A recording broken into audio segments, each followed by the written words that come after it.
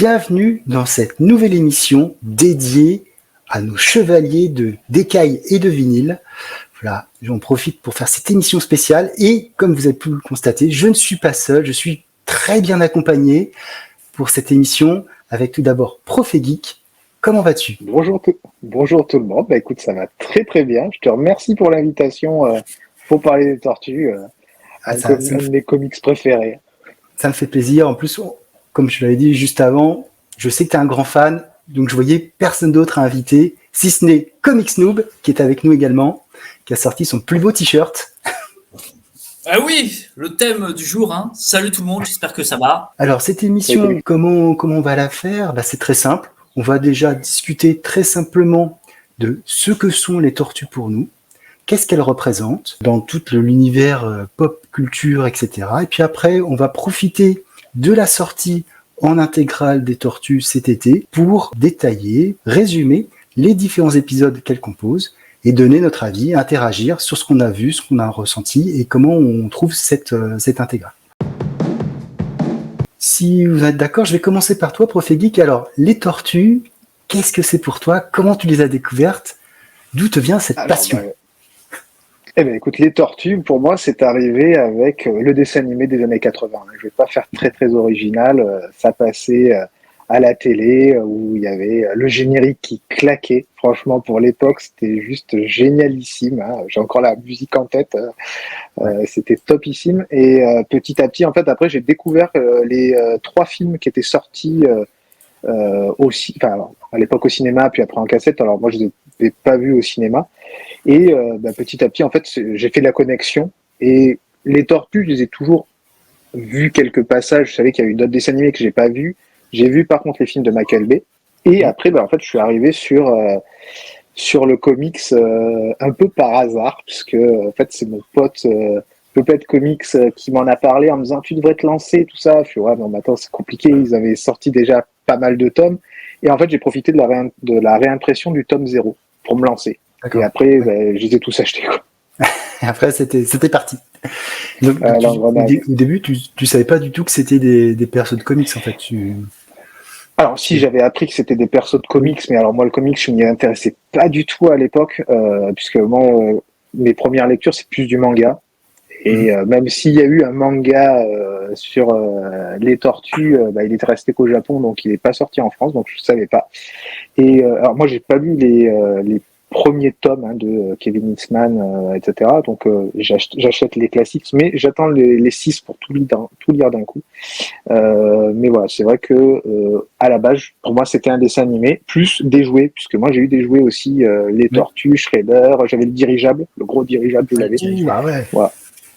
Ouais. Alors je sais pas du tout où il est, si je l'ai encore, il est peut-être chez mes parents, faudrait que je fouille. Les tortues, moi aussi j'avais les 4 tortues.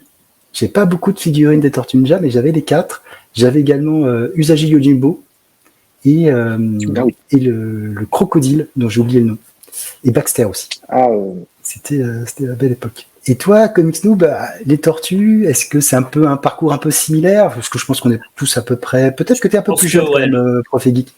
Mais le dessin animé, je suis un peu comme Prof Geek. On a tous vu un peu la première trilogie, tout au moins. Même si les deux derniers films, pas de Michael Bay, mais de la première trilogie étaient un petit peu moyen. Je trouvais que c'était un peu sorti des Tortues Ninja, mais c'était vraiment quelque chose où c'était la première fois que je voyais vraiment quelque chose d'assez dingue dans le point visuel, voir des tortues se battre contre un clan avec des personnages aussi emblématiques que Shredder ou autres. C'était vraiment quelque chose que j'ai trouvé ça vraiment sympa. Et après, justement, il y a eu les jouets un peu qui étaient sortis, comme vous disiez, quoi. Et tout le monde a joué un peu à ça. Et après, on a vu à la télé le fameux générique qui éclatait tout. Et après, il y a eu aussi les jeux vidéo, les fameux jeux vidéo sur NES, des Tortues Ninja, qui étaient même reconnus pour être ultra difficiles, quoi, tellement que c'était une prise de tête. Et ça, j'ai passé des heures et des heures dessus sans jamais connaître cette fin, mais ouais, c'est un monde à part, quoi. C'est vraiment quelque chose d'intemporel, quoi. C'est vraiment on imagine, c'est sorti quoi depuis 1984, je crois, premiers, à peu près les premiers récits. Voilà, quoi, on est déjà en 2023, ça n'a pas vieilli, je trouve, ça n'a pas. Même la première trilogie, bon, ça date, mais. Il y a des choses qui sont un peu de l'époque, des années 90. Voilà, c'est dans le jeu, mais. Mais ça se regarde. Les costumes font un peu carton-pâte, mais oui, ça se regarde facilement. Mais je veux dire, par rapport à l'époque, quand même, il y a eu. Enfin, il faut se dire qu'il n'y avait pas tous les effets spéciaux comme là on a, par exemple, quand on voit des films de Michael Bay où ça pète dans tous les sens et tout, mais je trouvais limite c'était mieux à l'époque que comment il nous l'a transformé justement après les Tortues, quoi. Ils avaient fait des gros efforts pour les effets spéciaux des premiers films, puisque en fait c'était un costume, donc, et en fait tous les muscles du visage étaient contrôlés par animatronique. Donc en fait on n'a pas l'impression, mais c'est vraiment des marionnettes au niveau du visage, et donc ils coordonnaient tous les mouvements, etc. Donc non, je trouve que pour l'avoir revu il n'y a pas très longtemps, ça a bien vieilli. Contrairement à certains effets spéciaux en images de synthèse où on voit que c'est des images de synthèse, c'est un peu moche, etc. Je trouve que là, c'est quand même pas si mal. Ça va, ça se défend. Après, voilà, même mon fils, à l'heure actuelle, j'ai sorti ça quand même pour vous, parce que la fameuse, on la reconnaît tous, et il joue toujours avec. Ça veut dire il a 5 ans et il joue avec. Donc il est en il a toujours bon goût, en fait. Tout ça. Pourvu que ça dure. C'est vraiment pour dire que malgré tout, ça a déjà 40 ans. Et, quasiment 40 ans. C'est une licence qui... On en parle toujours. Qui est encore vivante. Effectivement, il y a un film qui est sorti cet été. Il y a peut-être d'autres films live qui sont en préparation ou pas, on va voir. Mais ça reste très vivant comme licence. C'est bien parce que de toute façon, on est dans un monde où il y a de plus en plus de licences aussi, donc on a tendance à les faire vivre, mais ça reste intéressant. Elle n'est pas exploitée. Moi, je trouve elle passe un peu méconnue pour beaucoup de gens, même si on a tous vu un dessin animé à une époque. Mais en fait, c'est une grosse licence, quoi. Ça fait, comme tu disais, 40 ans qu'il y a eu, je sais pas combien de séries de dessins animés, 3 films, plus les 2 de B. Plus là le dessin animé qui vient de sortir, il y a une animation, la tonne de comics qui est arrivée, alors le run d'origine, les après t'as eu des crossovers, t'as eu des avec Batman, Tortue Ninja avec Batman, Power Rangers aussi, Power Rangers, voilà. Donc, il y a celui avec Usagi Yojimbo, enfin bref, c'est quand même, en fait on s'en rend pas compte, mais c'est une grosse machine des tortues. C'est tout à fait. Un peu dommage qu'elles soient un peu sous-estimées et sous-exploitées. Alors peut-être que là, justement, avec le nouveau dessin animé, ça va redécoller, mais moi j'espère en tout cas. Même une comédie musicale, il y a eu une comédie musicale, je crois, sur les c'est vrai. Tortues Ninja. Tu as raison. Ouais, c'est le joueur du grenier qu'on avait parlé. Ouais. Ah bah tu vois. Oui, c'est vrai qu'il a fait une émission spéciale. Mais de toute façon, pour une licence, le plus important, c'est qu'elle continue à vivre et donc qu'elle ramène de nouvelles personnes en fait. Si une personne qui se cantonne à toujours vivre avec les personnes qui ont découvert, quand les personnes ne sont plus là, il y en a plus, quoi. La licence a disparu. Donc ouais, non, ils réussissent en tout cas, effectivement, sûrement mieux aux États-Unis parce que c'est leur pays d'origine, mais on a quand même la chance de les avoir. Et c'est vrai que ça a été compliqué. On ne va pas revenir sur toute l'implantation du comics en France. Je pense que ceux qui sont intéressés un petit peu aux Tortues Ninja connaissent toute l'histoire, mais ça a été compliqué. Ça a été ultra compliqué, effectivement. C'était compliqué. C'est depuis que iComics a repris les droits des Tortues Ninja, où ça a vraiment, tout au moins en France, je pense, où ça a vraiment refonctionné. Parce qu'avant, c'était Soleil Comics qui était un peu... C'est ça. Soleil Comics, ils ont sorti 4 tomes. Ça n'a pas marché, je crois. Ils ont sorti 4 tomes. Voilà, qui est en fait le tome 0 de iComics. Ça n'avait pas marché, ils avaient lâché la licence, iComics l'a récupéré, et là aussi ça a été la croix et la bannière, le parcours du combattant parce que en fait Sullivan disait qu'ils avaient failli l'arrêter 3 ou 4 fois. Et finalement ils sont arrivés jusqu'à 19 tomes, plus tous les spin-offs, machin. C'est à cause de quoi? Des ventes, à cause des c'est les ventes. Les ventes. En fait, je peux dire que le premier tome, du coup, qui n'est pas présent dans ce numéro, dans la première intégrale, mais dans la deuxième, commencer par là, c'est compliqué quand même. En fait, tu arrives. En plus, déjà, le dessin est très très moche. ça aide pas. Et l'histoire, tu t'arrives, tu comprends rien, quoi. C'est pas ça que j'ai du pas tout une compris. bonne porte d'entrée. Pourquoi ça a été fait comme ça? Il y a une raison, il y a eu. C'est le problème de droit par rapport D'accord. au tome qui était sorti chez Soleil, justement. Et c'est D'accord. pour ça qu'il y a eu le tome 0 qui est arrivé après. Et justement, du coup, là, tu permettais de comprendre tout ce qui se passe. Et en fait, mais même ça n'a pas suffi parce que moi, je vous promets que je n'avais vu aucun tome des Tortues jusqu'à ce qu'on me dise, mais ça existe, quoi. Je ne les voyais pas, je voyais que du Marvel, du DC, un peu d'indé, mais c'était pas du tout mis en avant, quoi. Et puis il y a eu le problème aussi, c'est que le tome 0 était en petite quantité. Et, ça coûtait 50 heureusement, il y a eu. Oui, alors il coûtait cher, mais heureusement qu'il y a eu une réimpression. En fait, moi, j'ai commencé par la réimpression. Sinon, j'ai commencé à regarder un petit peu sur le net, mais il y avait des prix de ouf. C'était n'importe quoi. C'est impossible. Mais ouais, non, c'est vrai que bon, là, la machine est mieux lancée.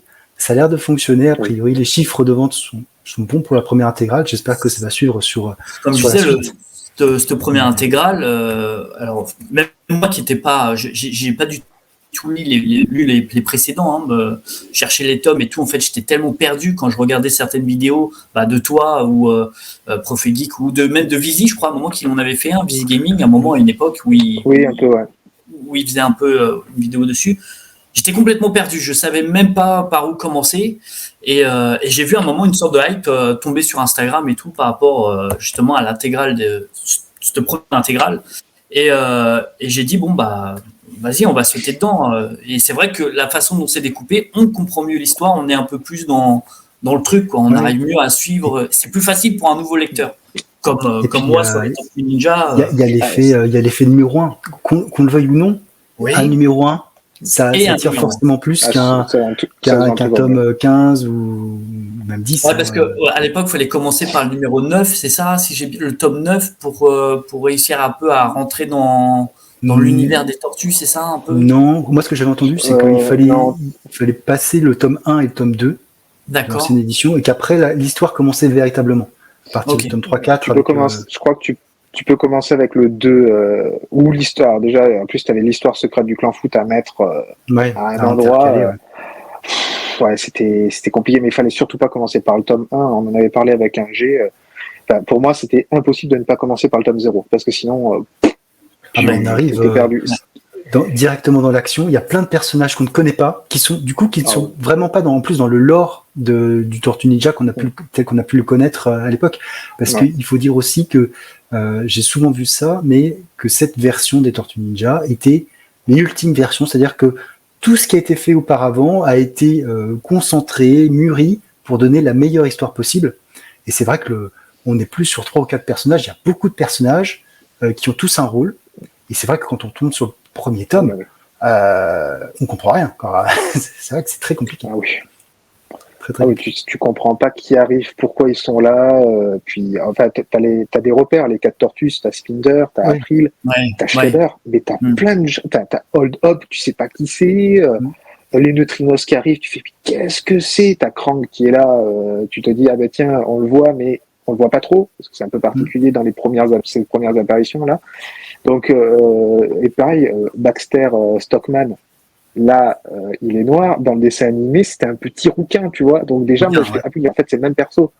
Moi, j'étais vraiment resté sur. Alors, je sais pas si il a changé pour le comics là ou pour le dessin animé, mais j'étais habitué à une version. Donc c'est vrai que ça m'a un peu surpris. Pour le dessin animé, parce que dans les classiques, on retrouve un personnage qui est le même que celui qu'on a. Qui est afro-américain. D'accord.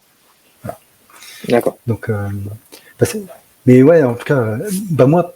J'ai un peu le même parcours, forcément, les dessins animés, le jeu sur NES, que j'ai passé là aussi des après-midi à essayer de nager pour les bombes.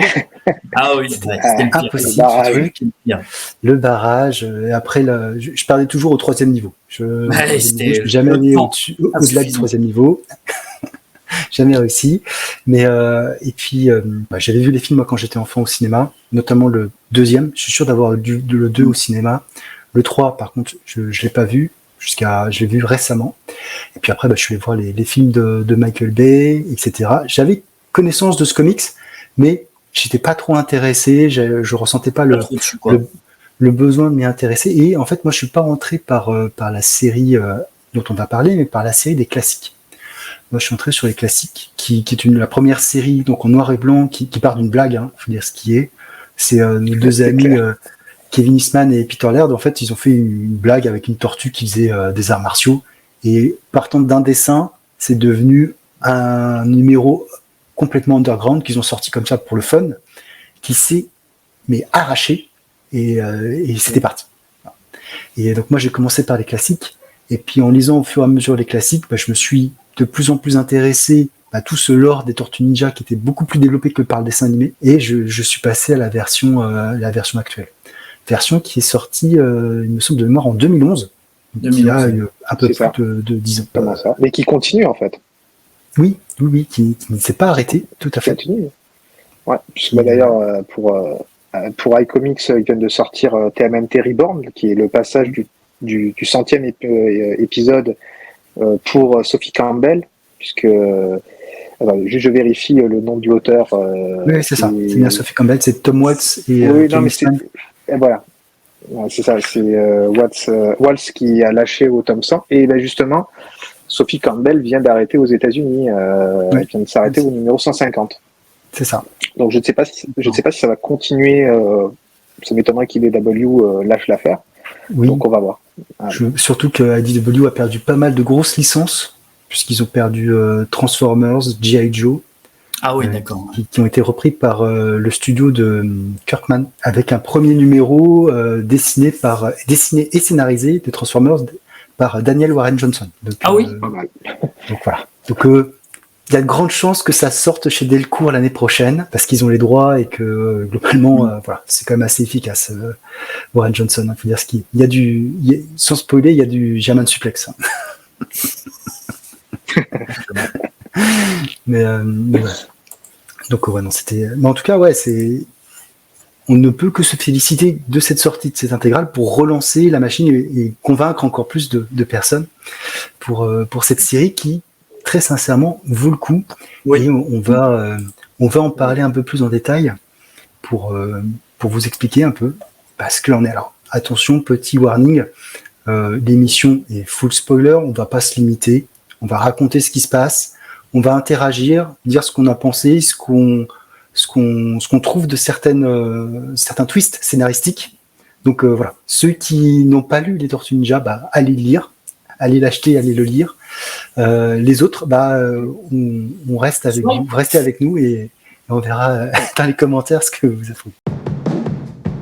Et on va commencer tout de suite avec toi, Comics Noob, qui va nous relater les premiers épisodes.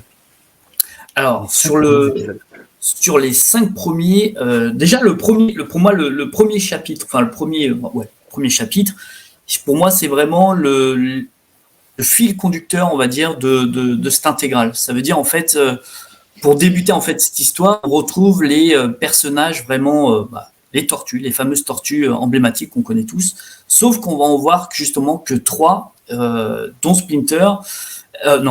Splinter qui va affronter également All Hop, si je dis pas de bêtises, et on va comprendre au fur et à mesure de ce chapitre ce qui est devenu Raphaël en fait. Qu'est-ce qui s'est passé, pourquoi il se retrouve tout seul, comment ça se fait, et comment ça se fait aussi, parce que ceux qui ont suivi justement les dessins animés ou les films, ils ont pu voir justement l'effet des bandeaux, des fameux bandeaux de chaque spécialité, de chaque tortue, que là, on va arriver directement dans le récit où chacun a un bandeau rouge et on va les identifier par rapport en fait à leurs armes. Donc Leonardo, ça va être le fameux katana, Raphaël avec ses armes, Michelangelo avec ses nunchaku et Donatello son bâton.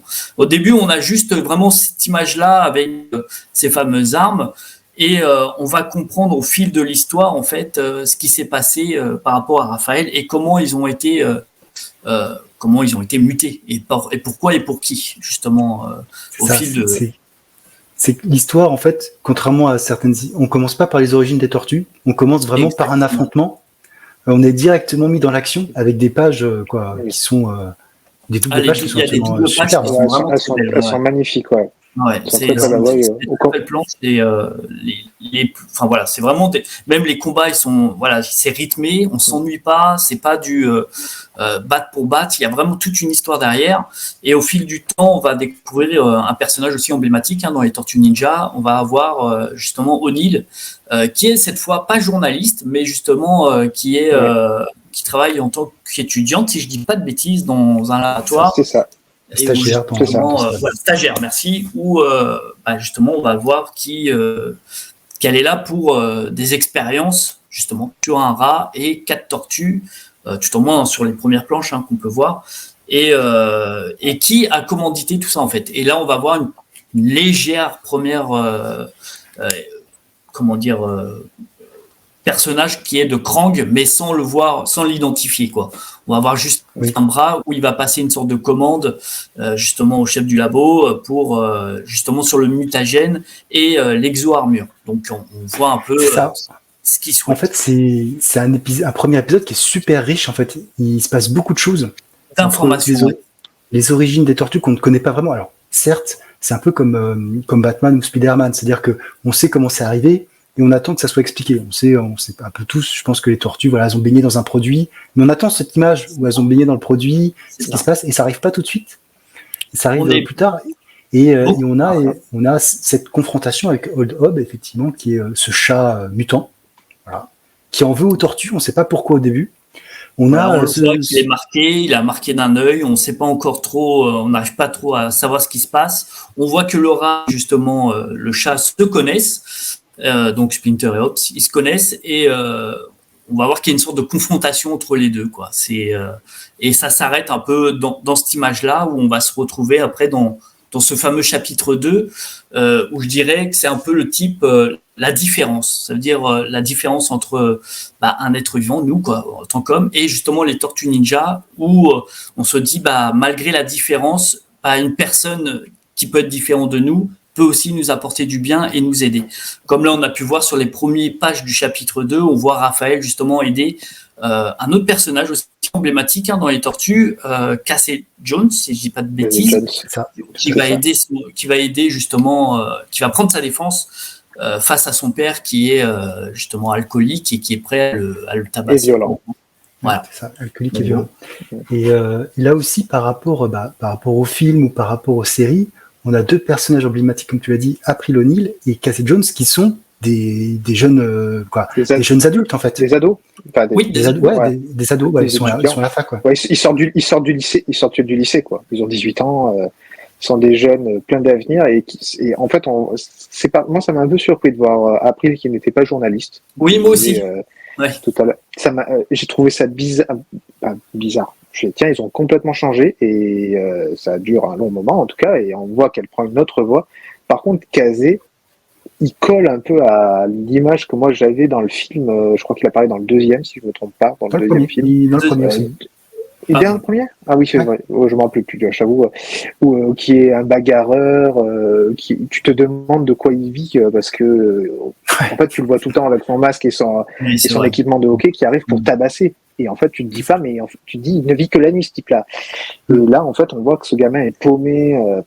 Ça colle vraiment, par contre, pour. Oui, le personnage colle. Enfin, si on prend les références, peut-être moi, c'est mon erreur que lorsque j'ai lu cette première intégrale, c'est que je prenais trop ce que j'avais vu auparavant, c'est-à-dire aussi bien dans les dessins animés que dans les films. Par exemple, comme tu as dit, par rapport à O'Neill, moi, je la voyais journaliste, toujours en tenue jaune.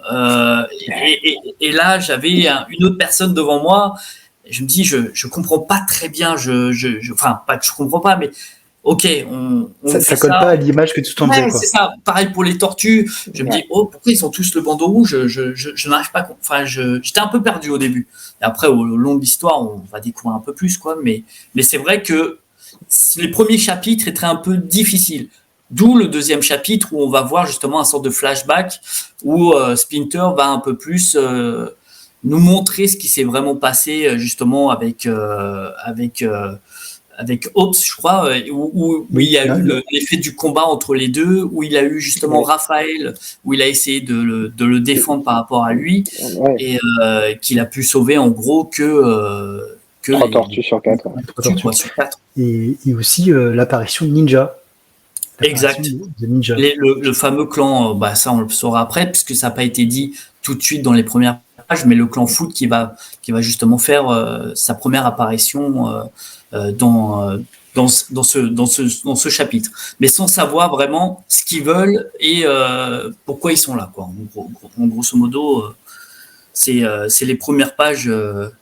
Les premières pages étaient les 2 premiers chapitres étaient assez intéressants sur ce niveau-là. On comprend un peu plus ce qui s'est passé, on comprend un peu plus d'où viennent nos tortues, qu'a fait Splinter. Enfin voilà, on le voit qu'il a un rôle quand même essentiel dans tout ça.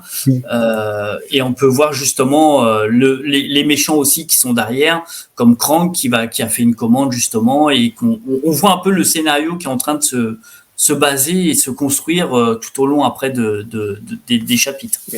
En fait, ça, je trouve que c'est la grosse force de ce comic, c'est que tu vois des actions de tel personnage ici, puis tu le vois plus, puis tu passes à ici, puis tu passes à ici, mais celui-là revient là, et etc., etc. Et c'est une construction en damier, en échiquier, qui est juste trop bien pensée. Tu vois des actions qui se passent, et t'as pas les conséquences tout de suite. Il faut attendre, des fois, 1 tome, 2 tomes.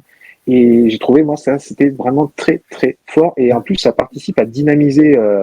Oui. Tu parlais du chapitre 1 où t'as pas l'origin story, mais t'as de la baston. T'as les tortues. T'as les autres personnages qui se mettent petit à petit en main. Tu vois Krang vite fait, etc. Et en fait, moi, à chaque fin du chapitre de tome, j'étais dans la précédente édition, je disais, mais vivement le prochain. J'ai trop envie de savoir ce qui se passe, quoi. Ça oui, en fait, c'est ça qui fait sa force, parce que même sur le chapitre 2, où on a un peu des flashbacks, après on repasse un peu sur le chapitre 3, le 3, où justement on va plus comprendre l'effet du mutagène qu'il y a eu sur les tortues, l'effet qui grandissent beaucoup plus vite que la normale, et d'où ils disposent de cette force justement qu'ils ont à l'heure actuelle, en fait. Et là, on a vraiment sur ce chapitre 3, une sorte de préparation à une mise au combat avec justement Ops, donc on va dire le premier grand méchant, quoi. Du coup, la fin de cet épisode 2, ça vous a pas justement un petit peu troublé quand Kazé dit à Raphaël, viens, on va sortir, on va chercher à manger, et qui met son casque de hockey avec sa batte, et tu dis, mais il vient de se faire tabasser par son père, qu'est-ce qui se passe? Ça n'a pas fait cet effet un peu... Mais comme il a dit, après, c'était le 2, il a dit qu'il avait fait une promesse à sa mère, je crois, ou je sais pas si c'était dans le chapitre 2. C'est ça, il a fait sa promesse à sa mère, mais sur le coup, moi, c'est vrai que ça m'a... Je suis mince. Moi, au début, je me suis dit, il a envie de se défouler, mais il a aussi envie de masquer son visage d'un gamin qui vient de se faire tabasser par son père, parce que c'est quand même un moment qui revient très souvent. La confrontation paternelle entre les deux, familiale, elle est vraiment dure, et c'est un des fils rouges sur beaucoup, beaucoup de tomes. D'ailleurs, Hung, c'est dans Hung qu'on prononce, je crois, pour son père, qui au début n'a juste un rôle de sociétal, tu vois, c'est celui qui représente l'alcoolisme, la violence, qui va avoir un rôle beaucoup plus important, mais bien plus tard. Alors, pas dans la première intégrale, mais ça va être sur le deuxième. Voire même un poil plus loin, vraiment un poil plus loin, ouais. Je vais pas trop en raconter, mais tu verras, il va avoir son petit rôle, quoi. Parce que même les personnages un peu secondaires, ils vont avoir un rôle à un moment important. C'est fou, et tout est bien pensé. Il n'y a pas de personnage qui apparaît qui ne sert à rien. Il ne tient pas, quoi. Ouais. Tous. Ouais. Même il y a le livreur de pizza que Michelangelo va voir régulièrement. Lui, il a vraiment un rôle très très très très secondaire, vraiment tertiaire, mais à un moment, on va le retrouver, et il va amener un peu de baume au cœur, justement, parce que c'est un moment qui est difficile pour les tortues. Et c'est tout, quoi. Voilà. Tous les personnages qui apparaissent ont un rôle à jouer à un moment. Et ça, c'est trop fort dans ce comics. On voit que les auteurs, ils ont vraiment bien réfléchi. Ils sont pas. On voit qu'ils sont vraiment. Ils ont pris l'expérience de tout ce qui a été fait avant en disant, voilà, on a la base, on a le socle, voilà ce qu'on veut faire, et on y va. Du coup, c'est ça aussi, parce que le comics, faut pas se leurrer, c'est quelque chose de feuilletonnant. Tous les mois, faut sortir un numéro. Et des fois, la trajectoire peut un peu varier. On a aussi ça dans le manga où c'est hebdomadaire. Des fois, l'auteur part sur une direction et puis finalement va retourner. Et là, j'ai pas ressenti ça. C'est effectivement d'une traite. on voit que les auteurs, ils ont vraiment une ligne et ils citent. Ils savaient où ils allaient, quoi. Et c'était vraiment et même là, cette préparation au combat, on le voit après tout de suite dans le chapitre 4 où il y a une sorte de suivi, en fait, de ce qui s'est passé dans le 3. Alors que le 3, il y a eu la plupart du temps, c'est vraiment que de la préparation. C'est-à-dire, il y a eu plus, on retrouve un peu des moments avec Splinter ou Raphaël avec Kazé, mais il y a pas grand-chose. Mais on sent qu'il y a quelque chose qui va se passer d'assez important. Et on le retrouve justement dans ce chapitre 4 où c'est plus les retrouvailles justement où il y a eu un combat justement avec un boss et tout d'un coup il y a les 4 qui arrivent et en gros comme dit Splinter, c'est en union que vous arriverez à gagner, quoi. Et c'est ce qui s'est passé dans ce chapitre là et voir ça, on sent que tout a été préparé, quoi. Alors que même pour un jeune lecteur comme moi, qui connaissait pas forcément les tortues, comme toi, prof, par exemple, qui a plus les références des films ou des animés, j'ai eu un peu de mal au début. Et en fait, après, on se dit, on s'en fout du bandeau, limite. Je suis au chapitre 4, je vois que ça se bastonne. On voit que les mecs, ils sont... et on voit Leonardo qui prend le leadership un peu. On voit que par rapport à ses frères on voit déjà les personnalités des tortues qui se développent. C'est ça, qui s'identifient. Alors ça, je crois que c'est dans le chapitre 3 où on voit, mais non, mais qu'est-ce qu'on va chercher, Raphaël, c'est bon, le gars, on fait ça toutes les nuits, on tourne en rond. Et Leonardo, il arrive à remettre remettre la bulle, dit non, on a une mission. C'est là où on voit quand même. Alors, c'est toujours un peu plus facile de caractériser les personnages parce que du coup, ils sont bien connus. Mais c'est vrai que sur cette discussion entre les 3 frères, on voit leur personnalité entre un Leonardo qui dit, Splinter a dit que il faut le faire parce que on doit le faire. Un Donatello qui est plutôt, il vaut mieux être plus efficace et essayer de passer à autre chose.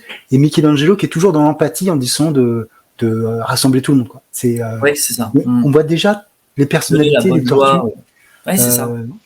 Qui se développent. Et ça, c'était vraiment un vrai travail. Hein. C'était vraiment, quand on le lit, même là, quand je l'ai relu, je me dis, il y a eu vraiment un boulot dessus, quoi. On sent que c'est pas écrit comme ça. Bon, vas-y, on reprend les mêmes un peu types des anciens caractères, on fait la même sauce et hop, on envoie. Là, on sent vraiment qu'il y a vraiment un rôle. Même puisque Splinter, dans le dessin animé, il était assis, il disait, bon, allez, mes petits gars, au boulot, cherchez-moi des pizzas et on y va. Là, on sent qu'il a un rôle aussi important, quoi. C'est vraiment le gars, je suis le maître, je dois vous apprendre ça. Le vrai combat va pas tarder. Il faut être ensemble, il faut être unis pour gagner. Et ça, j'ai trouvé ça, dingue. J'ai trouvé ça bien, quoi. Je me dis, ça, tout de suite, je me dis, c'est une bonne lecture. C'est une bonne lecture. C'est un vrai rôle de sensei, hein. Il t'apprend à la fois l'art du combat, mais aussi l'art de le vivre. Et je tiens aussi à rajouter, en disant, ils ont vachement bossé, mais il y a Kevin Eastman, hein, qui est au scénario de tous les épisodes quasiment, donc dans l'intégrale. Donc c'est quand même le papa des tortues, plus Schwartz qui sont là, donc ils ont réfléchi à 2 et en fait ils ont vraiment pris, comme tu disais, l'ancien, plus la nouvelle version pour fusionner et rien oublier, penser à tout. Je sais pas combien de temps ils ont passé à bosser, mais ça devait être super impressionnant de les voir se dire, attendez, on va faire ça à tel endroit, à tel moment. Putain, j'aurais aimé être là, juste pour regarder. On aimerait avoir une version un petit peu director's cut avec les explications, disant ça on a fait ça. Ça serait pas mal ça. Moi, sur les premiers, le premier arc là, qui est quand même vraiment le premier arc qui se termine du coup en 4 épisodes. Avec du coup tu étais au 4e Comics Noob, là tu étais en train de raconter 4e. Le gros combat effectivement, parce qu'il faut t'as raison, il faut qu'il y ait un combat final pour après on est là. C'est ça, là on sent que vraiment c'est ok, montrez-moi ce que je vous ai appris un peu face à lui, quoi, tout en disant on n'est pas là pour tuer, on veut juste en clair faire le bien, quoi. On fait une sorte de c'est un peu dans la même mentalité, un peu comme du Batman, on tue pas, quoi, mais on arrête un peu les mauvais éléments, quoi, les mauvais. Et on approche justement sur ce chapitre-là un peu. Je crois que c'est dans ce chapitre-là ou dans le 3, je sais plus. Justement comment aussi lui il est devenu aussi mutant et d'où il a perdu le coin de son œil. Justement. Il y a plusieurs flashbacks. Plusieurs temporalités de flashback qui apparaissent effectivement avec April qui est attaqué, les tortues qui s'échappent, le mutagène qui commence à faire son effet, la réaction de Stockman et de Chet à la découverte, et puis Old Hob qui sort de la nuit aussi. Il y a toutes ces parties où en fait toutes les pièces du puzzle s'imbriquent, et à la fin de ce numéro, en fait, on a l'origine des tortues, une origine du vilain, du coup le premier antagoniste Old Hob, C'est ça. et on commence à voir qu'il y a peut-être d'autres enjeux derrière. On voit qu'il y a d'autres ennemis encore peut-être plus balèzes. Il y a des questions qui sont pas adressées. Les ninjas, le commanditaire. Voilà, on sait pas les ninjas. Krang, on sait pas vraiment qui c'est aussi au début. On voit juste une case, si je dis pas de conneries, ou une page en nous disant qu'il a fait une commande, justement, comme je disais, pour l'exo-armure, le mutagène. Mais on n'en sait pas plus, on sait pas où ça va nous amener, on sait pas où ça va aller. Et puis c'est vrai que le chemin, après, on se dit, c'est pas le seul ennemi. Et je pense que ça doit être juste un petit ennemi par rapport à ce qu'ils vont pouvoir affronter, quoi. Et ça, c'était vraiment les 4 chapitres. Tout au moins là, j'ai dit, bon, ok, on est quand même sur du lourd, on est quand même sur du bon récit, quand même. Ouais, la base est très bonne. Voilà, c'est ça. Comme on disait au tout début, c'est vraiment la ligne d'horizon. Elle est vraiment, voilà, c'est ça. Ce comics-là va être géré comme ça, et c'est que du bon, Et même par la suite, après, on a donc le Lot to Learn, pardon si je le prononce mal, mais Lot to Learn, ouais. En gros, on va voir un peu la personnalité. Là, c'est vraiment entrer sur du Raphaël, qui il est vraiment, qui est Raphaël, quel est son comportement. On le voit un peu au tout début, qui va vouloir s'entraîner justement avec ses frères, mais comme il est assez, comment on peut dire, nerveux ou je sais pas moi, bagarreur, peut-être, ouais, mauvais perdant, peut-être, je sais pas aussi. On le voit qui prend mal. Mauvais caractère. Mauvais caractère tout court. C'est très bien ça. Et on le voit directement qu'il a pris un peu la mouche, et que qu'il va aller voir limite comme son frère d'armes un peu, Casey Jones, justement, où il a besoin de se confier, de parler, de se trouver aussi un moment à lui où il sait qu'il a comme un frère d'armes. Donc c'est-à-dire ce personnage-là, on sait qu'il est déjà aussi bien, il a des frères, des tortues, mais aussi bien pour moi, un frère qui est humain. Et c'est là où on se dit vraiment peu importe le genre ou autre, tant que la personne, on se sent bien avec, c'est ça qui était aussi beau dans ce récit, quoi. C'était assez positif. Donc on voyait un peu la relation après aussi avec Splinter. Pas qu'il lui faisait une leçon de morale, mais en gros en lui disant voilà, on est tous là pour apprendre de l'un et l'autre, et avancer ensemble, quoi. Et c'était vraiment un petit passage qui était quand même assez cool, quoi. Même si les planches étaient un peu bizarres aussi, les planches étaient un peu les façons de dessiner étaient un peu sur le dessinateur, parce que sur les 4 premiers épisodes et sur la plupart de l'intégrale, on va avoir le même dessinateur qui est donc Dan Duncan, et sur celui-ci, effectivement, c'est toujours Duncan au dessin, du coup. Au dessin, c'était toujours Duncan. Ouais. Mais c'est vrai que c'est un petit épisode on en parlait, qui est inédit, du coup, dans cette intégrale. Et qui fait vraiment le seul inédit, d'ailleurs. Qui fait vraiment le lien, Raphaël, parce qu'effectivement, Raphaël qui redécouvre, quoi, qui retrouve ses frères, mais c'est pas parce qu'il retrouve que ça peut bien se passer. Et ça fait sens. Tout à fait. C'est là où c'était pour moi, c'était vraiment un petit passage, mais qui voulait tout dire aussi. Ça veut dire que côté caractère, on voyait déjà un peu, comme on disait, avec Léo, Michelangelo, Donatello. Là, on voyait plus Raphaël un peu solitaire, un peu bagarreur, comme dans les premiers chapitres où O'Neill, justement, elle donnait les noms des tortues, parce qu'elle avait fait de l'art contemporain, si je dis pas de bêtises. Ouais. Et justement, comme elle voyait Raphaël un petit peu bagarreur, tout de suite, il a été identifié comme une tortue qui se bagarrait. Mais d'ailleurs, si tu regardes le dessin de cette planche, les 3 tortues sont côte à côte, et Raphaël, il est de l'autre côté de l'aquarium. C'est vrai. Il est tout seul de l'autre côté, ce qui va annoncer justement ce qui va se passer plus tard. Pourquoi lui est séparé des autres. Tout est pensé. Ils sont trop forts. Ah ouais, non, c'est exactement ça. Là, il y a vraiment pas mal de choses. Pas mal. Et après, on est sur ce 5e chapitre, Ouais. qui est aussi Alors, un chapitre qui très important, ouais. Très important, et en même temps, pour encore une fois, hein, sur ma vision de nouveau lecteur sur le premier intégrale, sans entendre ce qui s'est passé, sans avoir lu quoi que ce soit, j'ai eu beaucoup de mal. J'ai eu beaucoup de mal parce que j'arrivais plus à me situer dans le temps par rapport à ce que je venais de lire. J'avais l'impression que j'avais sauté un chapitre, j'avais l'impression que j'étais ailleurs. En gros, on se retrouve en fait un peu à l'époque un peu des samouraïs, si je dis pas trop de C'est ça, il bêtises. y a 2 temporalités différentes, le présent et, Voilà. et le passé au Japon. Donc vraiment très dépaysant. Médiéval. Et c'est vrai que là, j'ai eu beaucoup de mal. Enfin, beaucoup de mal. Après, ça s'est éclairci, mais vraiment sur les premières lectures, je ne comprenais plus les personnages qui étaient présents. C'est-à-dire il y avait Yoshi et Saki. Donc là, on découvre le clan Foot. En gros, quel est le clan Foot? À quoi, voilà, c'est quoi leur règne? Qu'est-ce qu'ils veulent imposer justement sur les terres? Et on voit justement que justement Yoshi va trahir plus ou moins Saki parce que Saki aimerait tuer un peu Il tout va le monde. pas le trahir, il va juste dire qu'il n'est pas d'accord. Il n'est pas d'accord. Ouais, et c'est ça. Ouais, en fait, il veut quitter le clan. Qui veut quitter. D'accord. Moi, je croyais que plus qu'il disait en gros, je ne veux pas, je veux pas assister à ça. On veut juste le chef. On veut pas les. Ouais, c'est ça. Mais il cautionne pas du tout la directive du chef. En fait, mais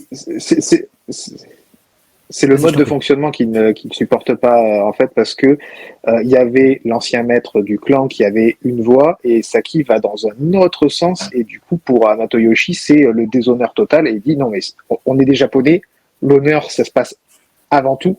Pour ceux qui n'ont pas la référence, mais dans la culture japonaise, l'honneur, c'est ce qui passe avant tout, surtout à l'époque des samouraïs. Donc là, il fait, là, on va droit dans le mur. Moi, je n'assiste pas à ça. Je m'en vais. Et je m'oppose à toi. Je suis pas d'accord. Tu vas détruire notre clan. C'est n'importe quoi. Et du coup, Saki, forcément, comme il a mauvais caractère lui aussi, il fait, bon, ben, je vais me démonter. Oui, et c'est là où on apprend justement, désolé du spoil, hein, mais en gros, il va tuer sa femme, tenter de tuer ses enfants. Et justement, Yoshi va réussir à prendre justement les 4 enfants. Donc là, tout de suite, pour moi qui n'étais pas dans l'effet résurrection ou autre, là, tout d'un coup, on se dit 4 enfants, un maître, enfin un père. On se revoit avec Splinter et ses 4 tortues. Je dis bon, ok, où on va quoi. En gros, où ça va nous amener plus tard justement. Mais c'est pareil, c'était un chapitre où là aussi à la fin on va distribuer les bandeaux justement personnalisés à chaque tortue. Donc le rouge pour Michelangelo, le bleu pour Leonardo, bref, le rouge pour Raphaël et le violet pour Donatello. Et tout en disant en gros le combat ne fait que commencer. Et là après, je vous laisse la suite. C'est exactement ça. En fait, comme tu as dit, c'est un épisode qui est hyper important parce que ça permet de commencer à semer les petites graines de tout ce qui va faire le sel de cette série, de cette nouvelle série. Parce que c'est cette idée du passé, de réincarnation, etc. C'est quelque chose de totalement nouveau. Et alors, il y a plein de petits indices. Du coup, on parlait tout à l'heure effectivement des bandeaux. Et quand on regarde les planches, chaque enfant a bien une couleur distincte, etc. Donc, il y a plein de petites graines qui sont posées. Et on voit aussi forcément cet affrontement entre Hamato Yoshi et Oroku Saki. Et qui se termine, du coup, il faut le dire aussi, de manière assez tragique, hein, parce que ils vont tous perdre la tête. Oui, j'ai pas dit, mais oui. Ah, oui. Mais c'est... Et justement, c'est là où il a promis de se venger. Mais moi, c'est vrai que cette partie de résurrection, je m'y attendais pas du tout, et ça a un peu éveillé ma curiosité. C'est vrai que j'avais du mal aussi à situer au tout début, mais par contre, dès qu'on lit l'histoire secrète du clan Foot, il y a tout qui roule en fait. Et en fait, là, le problème, c'est que ce tome-là est manquant dans cette intégrale. Je pense qu'elle est dans l'intégrale 2. Je l'ai pas. Oui, tout à fait. L'ai pas encore. C'est dans le 2. Mais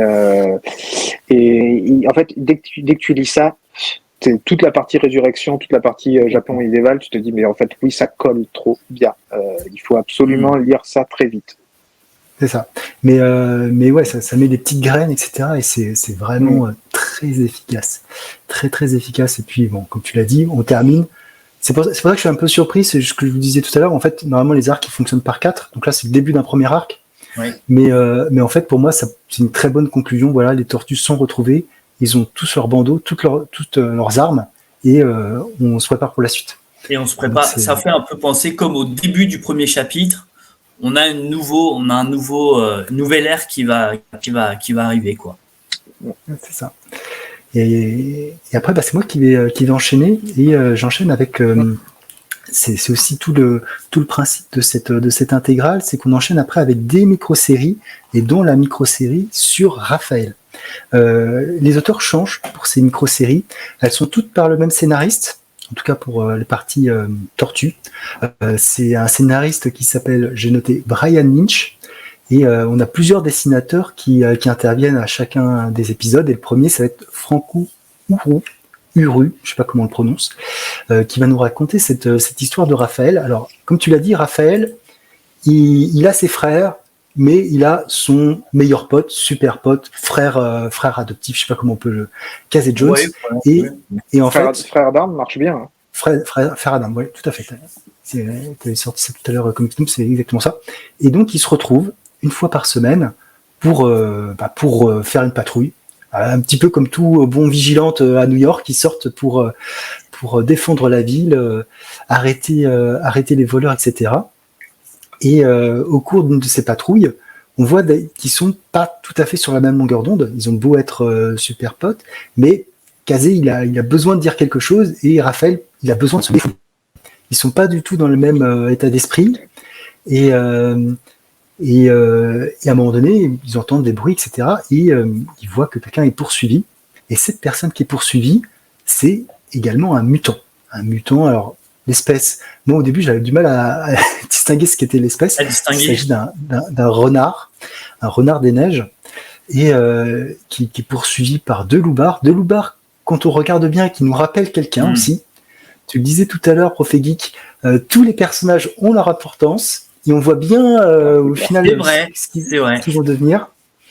Et donc, Raphaël et Kazé se débarrassent de ces deux loupards. Voilà, ils commencent à interroger cette mutante, qui leur raconte qu'elle n'a pas vraiment de souvenirs, qu'elle se voit dans la neige, puis après dans un laboratoire, etc.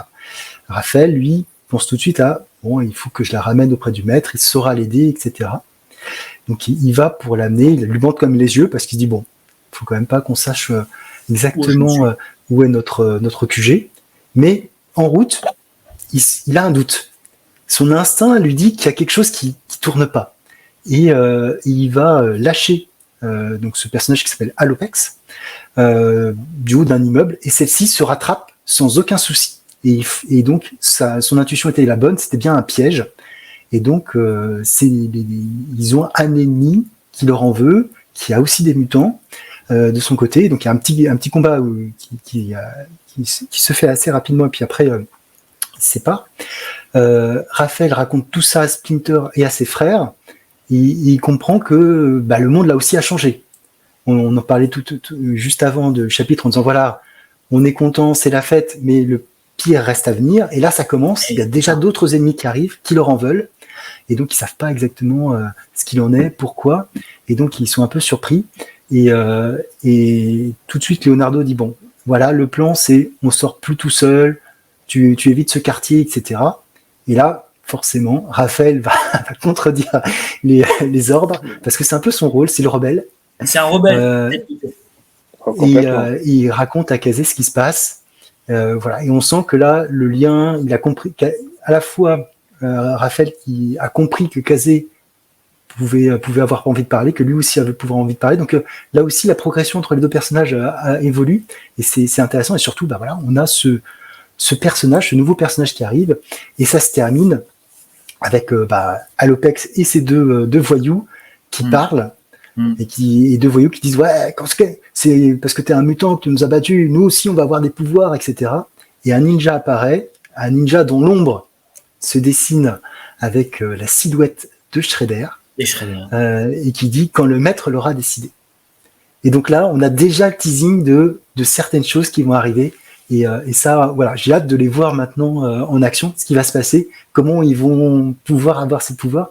C'était un très bon teasing, je trouve.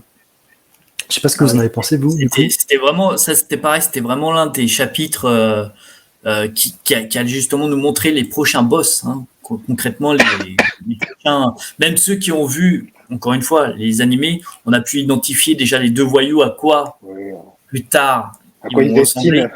Voilà. Mais c'était vraiment vraiment un chapitre pareil. C'était riche en rebondissements, quoi. Et on est toujours centré là pour le moment vraiment que sur du Raphaël, quoi. C'est pas encore avec vraiment toute la famille réunie pour affronter le mal. Et qui est le maître justement en question pour ceux qui connaissent, on voit l'ombre. Qui est ce fameux maître? Là aussi, c'est pareil. Ça nous laisse déjà prévoir des bonnes bastons, quoi, hein, je pense. Hein. C'est ça. Non, mais et du coup, toi, Profil, tu l'avais lu aussi cet épisode Alors non, pas encore, parce que, alors juste pour préciser, ça c'est la grande force de l'intégrale, c'est que vous avez tous les chapitres dans l'ordre et les micro-séries aussi. Ouais. Moi, j'avais lu le top 0 à l'origine et il y avait les références en disant alors, se référer à la micro-série sur Raphaël, sur Michelangelo, sur machin.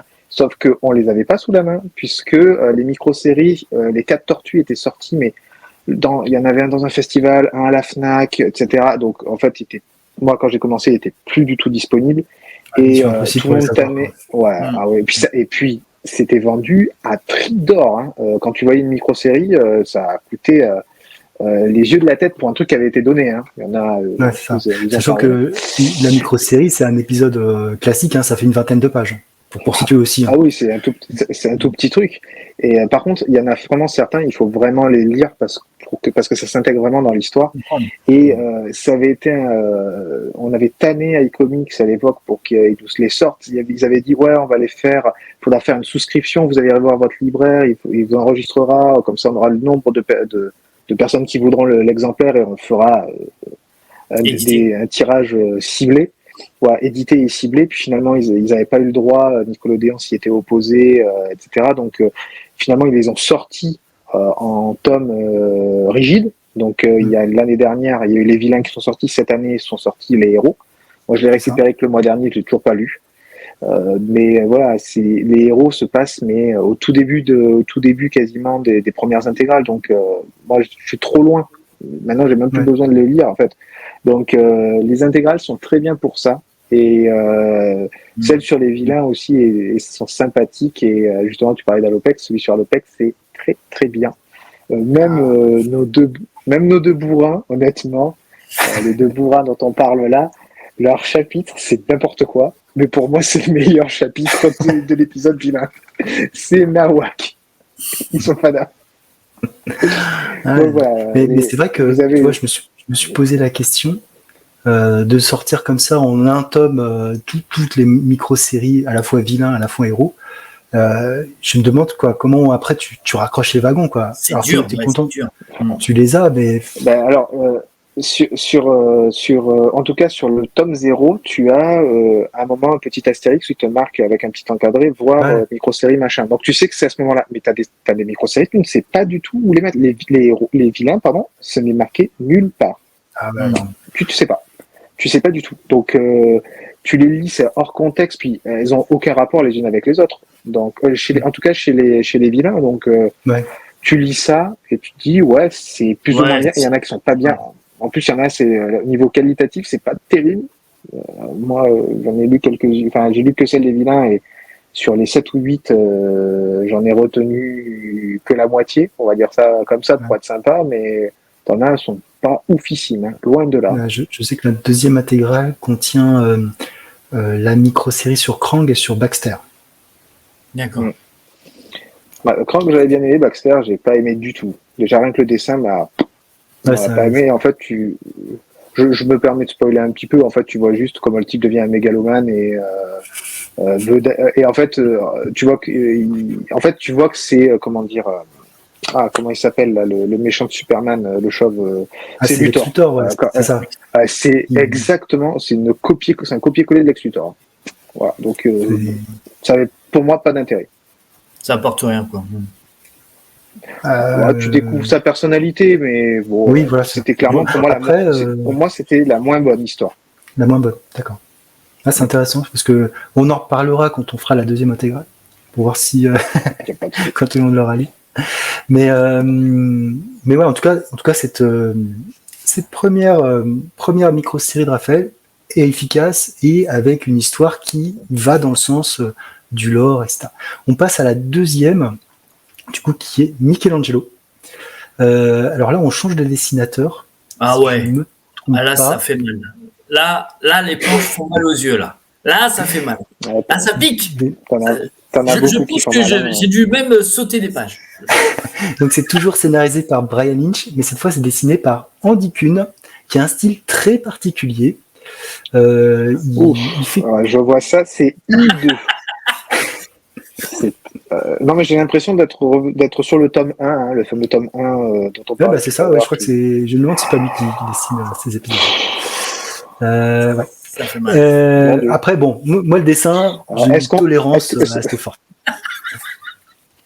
Est-ce que on peut se permettre de montrer une planche? Allez, vas-y. Oui, bien sûr, je te mets en. Allez, regardez comment il est beau, notre ami Michelangelo. Ah, ça, c'est la micro-série sur Michelangelo. Il est très beau. Franchement, ça pique. Hein. C'est un style. Je peux pas. Alors moi, non. C'est un style. Mais c'est vrai que par rapport à ce qu'on a eu juste à présent, donc on avait Duncan qui est quand même très solide au niveau du dessin. On parle très souvent de Santoluco sur les tortues, mais franchement, cet artiste n'a rien à démériter, je trouve. Et puis là, sur la première micro, c'était pas mal aussi. Alors effectivement, là, on change un peu de style et on change aussi un petit peu de registre. L'histoire, alors, du coup, je vais pas trop la spoiler parce que tu l'as pas lu. Mais en gros, Michelangelo, c'est le Nouvel An, voilà. Sauf que lui, Nouvel An, il aimerait bien faire quelque chose, voilà.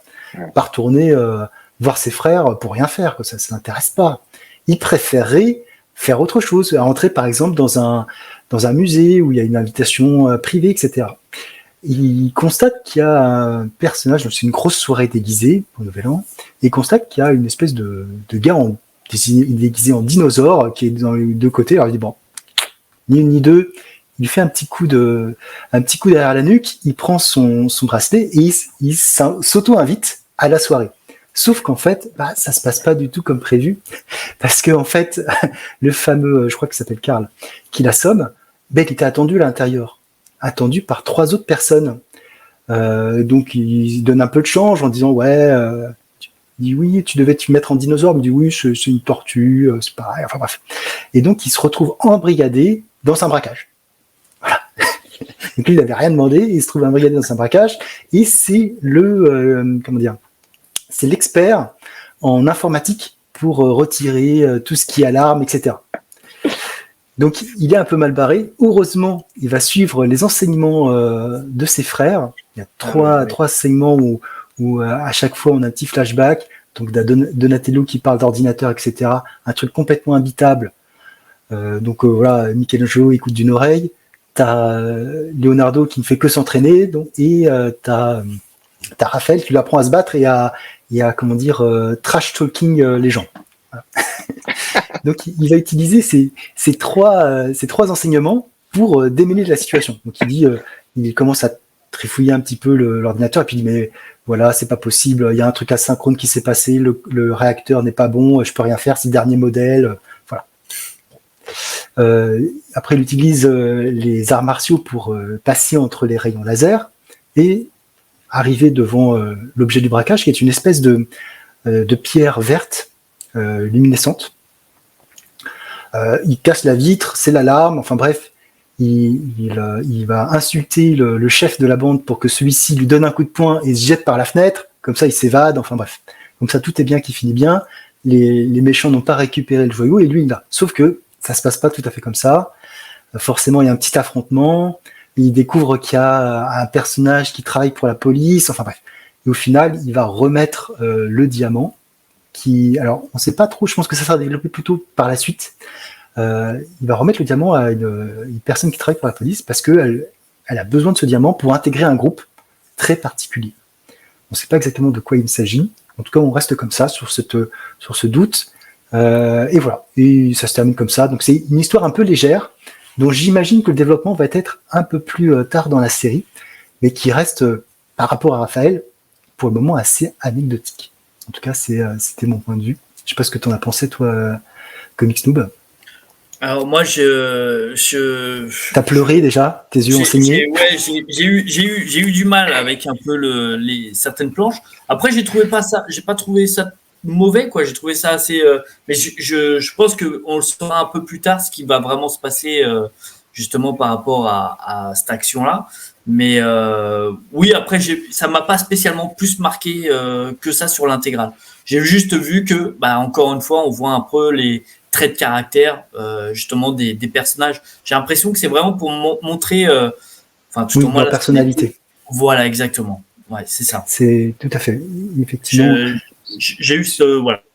Sans trop spoiler, mais sur les 4 tortues, Raphaël et Leonardo sont celles qui sont vraiment les plus marquantes. Les 2 autres sont un peu anecdotiques. C'était juste, voilà, on voit un peu, on commence à voir un peu les traits de caractère de chaque tortue et leur comportement et aussi leurs faiblesses, quelque part, parce que le côté un peu foufou de Michelangelo, ça pourrait peut-être causer du mal au sein de cette équipe. Et le côté un peu bagarreur, voilà, mauvaise tête, on va dire, de Raphaël, peut aussi créer aussi ce côté un peu dangereux face à l'ennemi, quoi. Donc là, on arrive à voir un peu où chaque tortue, qui est chaque tortue, de quoi son caractère est fait, quoi. Donc c'était plutôt intéressant à lire. Après, pour moi, j'ai lu, j'ai sauté, quoi. J'ai lu, j'ai oublié, limite. C'était pas vraiment quelque chose qui m'a vraiment marqué dessus. Et ça reviendra peut-être plus tard, je sais pas. En tout cas, là, à l'heure actuelle, cette information, bon, c'est pas trop voilà. elle nous sert. J'enchaîne avec le chapitre 6, où là, on est également dans l'action. On va suivre des ninjas, poursuivre quelqu'un, on ne sait pas exactement qui. Ils sont observés par les tortues, qui décident de voir ce qui se passe. Et donc ils les suivent et ils voient que un autre personnage, est poursuivi par ces ninjas et qui fait du parcours. Donc petite référence à la France. Voilà. On voit aussi que nos arts martiaux. Ça, parce qu'en plus de faire du parcours, il va faire de la savate. Et puis là, on voit également on parlait des relations, et c'est vrai que là, on a des relations qui commencent aussi à se cristalliser. On voit qu'il y a une petite rivalité, ou en tout cas entre Donatello et Leonardo, qui se répondent un petit peu. C'est assez intéressant parce que du coup, on a souvent la confrontation entre Leonardo et Raphaël, mais pas vraiment avec les autres. Donc je trouvais ça assez intéressant de voir que Donatello pouvait aussi avoir son mot à dire et pas forcément être d'accord avec le chef. J'ai trouvé ça assez intéressant. Mais de toute façon, des oppositions à Leonardo, il y en aura, mais tout le long de la série. Et avec chaque tortue, à un moment, va s'opposer à Leonardo parce qu'il y a des moments, il est saoul, en fait. Parce que c'est que la droiture. Non, mais en fait, le type est monorigide. C'est Superman, clairement. Le type n'a que, voilà, comme tu disais, le maître a dit que ça, il faut faire ça. C'est le gardien du temple, quoi, Leonardo. Et il est ultra rigide. Et en fait, il peut pas comprendre que la vie, c'est pas noir ou blanc. Il y a des nuances de gris infinies. Et lui, c'est soit noir, soit blanc. Il peut pas comprendre autre chose. Donc, à des moments, ça les énerve. Après, c'est vrai que sur ce côté-là, même Raphaël, je peux comprendre aussi l'effet, parce que lui, il a été seul aussi pendant plus de 15 mois, je crois, sans ses frères. Il a dû survivre aussi un peu seul. Donc, le côté leader aussi, je pense qu'il l'a aussi inconsciemment ou consciemment, mais je sais que lui, pour moi, je pense qu'il se sent assez capable de diriger justement ses frères, les ramener à une victoire et t'entends le comportement justement de Leonardo, c'est trop lisse peut-être par rapport à lui ce qu'il aimerait. On le voit d'ailleurs dans cet épisode où les ninjas vont affronter ce personnage sur un toit. Les tortues n'interviennent pas. Raphaël veut intervenir, Leonardo lui dit non. La personne est finalement tuée. Elle réussit, donc ils réussissent quand même. Quoi. Raphaël, il va se rebeller, il va foncer pour essayer de le sauver quand même, mais trop tard. Et celui-ci va lui dire que la guerre commence. Et donc ils vont remonter tout ça à Splinter. Et d'un autre côté, ce qui est aussi intéressant, c'est qu'il y a 3 histoires finalement. Il y a trois plots dans ce numéro. On a cette histoire avec les tortues et ces ninjas. Donc ils vont voir avec Splinter, et Splinter qui va leur expliquer que leurs ennemis sont revenus, etc. On a une partie avec Baxter, Stockman et Odd Hob où Baxter lui dit bon voilà, vous avez raté déjà 2 essais sur 3. Il va falloir faire quelque chose si vous voulez pas sortir. Il fait une petite comparaison avec le baseball et on va surtout avoir la première apparition des Mauser à la fin de cet épisode, des ennemis assez classiques, emblématiques des tortues, qui ont donc été créés par Baxter Stockman. Et on a la 3e histoire avec Casey Jones et April O'Neil. April qui a mis un petit mot pour apprendre, je recherche des cours d'autodéfense contre n'importe quel type d'autres cours. Et Casey qui lui se retrouve en situation d'échec parce que l'école c'est pas son truc. Il préfère... C'est le boursier sportif par excellence, très bon en hockey et très nul dans tous les autres cours, quoi. Exactement. Il va répondre à cette annonce et les 2 personnages se rencontrent pour la première fois. Et donc il y a vraiment tout qui se met un petit peu en branle par rapport à tout ça et c'est très efficace. On finit cet épisode sur les Mauser dont on sait qu'ils vont agir. Et franchement, je trouve que c'était un très très bon épisode. Par contre, il me semble qu'après, l'épisode qui suit, c'est une micro-série, c'est la micro-série sur Donatello. Et là aussi, comme tu le disais, comme Xnoob, on va développer aussi la personnalité de ce personnage. Personnage qui, là on est dans le cliché un petit peu du nerd, du gamer, de personne qui va utiliser toutes ses connaissances, etc., qui n'arrive pas justement à trouver de moyens de se rapprocher véritablement de ses frères. Ils essayent, tous un petit peu à leur manière, mais ils n'y arrivent pas trop. Et lui, il s'évade via les forums internet et via des conventions, etc., des jeux vidéo. Et il a, je dirais, c'est pas un ennemi, mais je sais pas si on pourrait dire que c'est un troll. il a son troll privé qui est fan Kirby fan numéro 1 et qui arrête pas de le troller, de le contredire sur les forums. Voilà, à chaque fois qu'il dit quelque chose, l'autre lui dit t'es trop dur. Enfin bref, ça le contredit. Et Donatello apprend qu'il y a une convention scientifique qui va avoir lieu, donc il se dit quand même, je vais essayer d'y aller. Là aussi, il fait preuve de ses talents de ninja avec. Ça aussi, ça m'a bien fait sourire parce que ça m'a vraiment fait penser au dessin animé avec le célèbre impair et le chapeau. Oui, comme s'il était camouflé. Mais bon, c'était un petit peu. D'accord. Secret, ouais. J'ai pas parlé des crédits, mais toujours Brian Lynch au scénario et Valerio Schiti au dessin. Valerio Schiti, qui est un dessinateur assez connu maintenant, qui a travaillé pas mal chez Marvel et autres. Et du coup, c'était aussi intéressant de voir ses débuts. Et donc, il réussit à se mettre dans la convention. Il voit des trucs scientifiques, il est en extase et il découvre une espèce de vieux bonhomme qui a un gant qui permet de manipuler la gravité, etc. Bon, voilà, c'est super. Plus un truc de camouflage qui lui permet d'être invisible. Voilà, c'est son fan. Il devient son fan. Sauf que avant qu'il puisse lui parler, des hommes en costume prennent ce scientifique et l'amènent.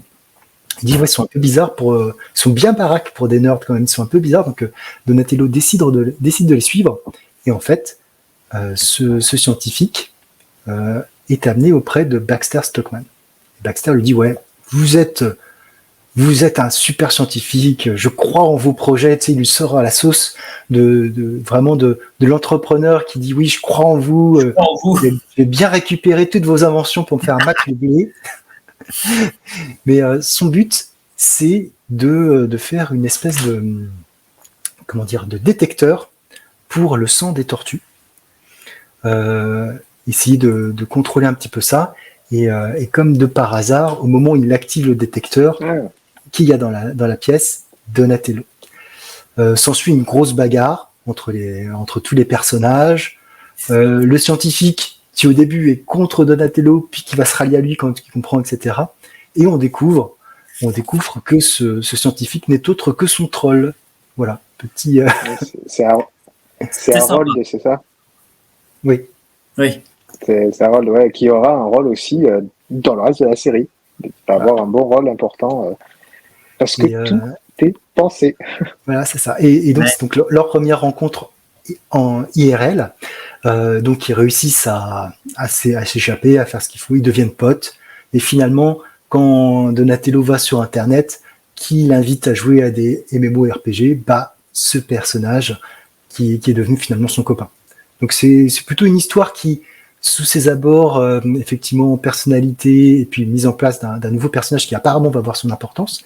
On découvre aussi que Baxter Stockman, il pose ses pions pour essayer de retrouver ces mutants sans passer par Odd Hob, qui pour le moment a eu des résultats assez médiocres.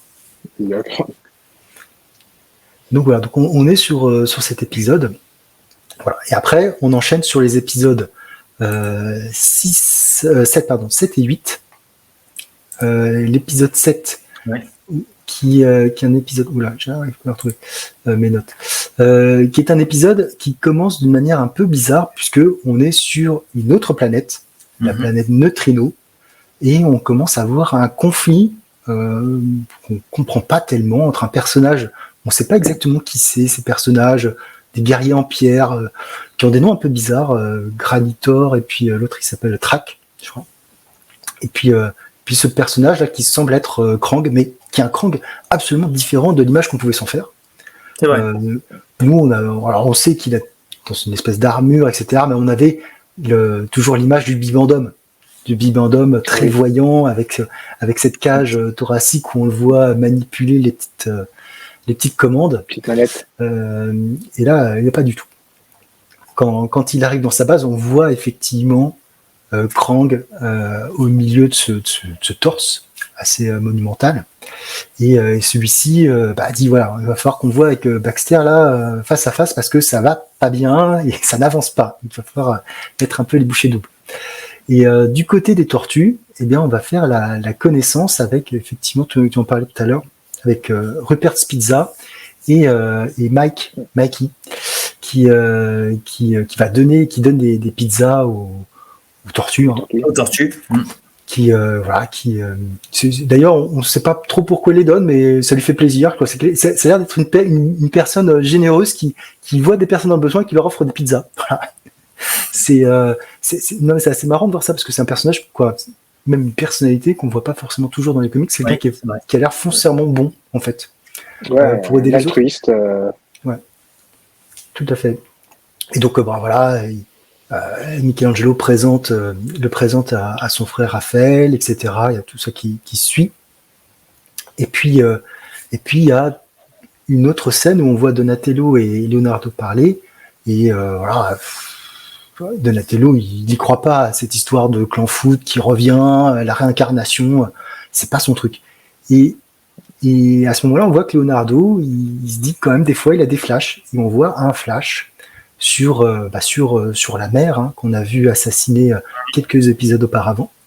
Donc on se dit, ouais, est-ce que c'est vrai? Est-ce qu'il n'y a pas quelque chose, en tout cas, ou est-ce qu'il n'y a pas des souvenirs qui remontent?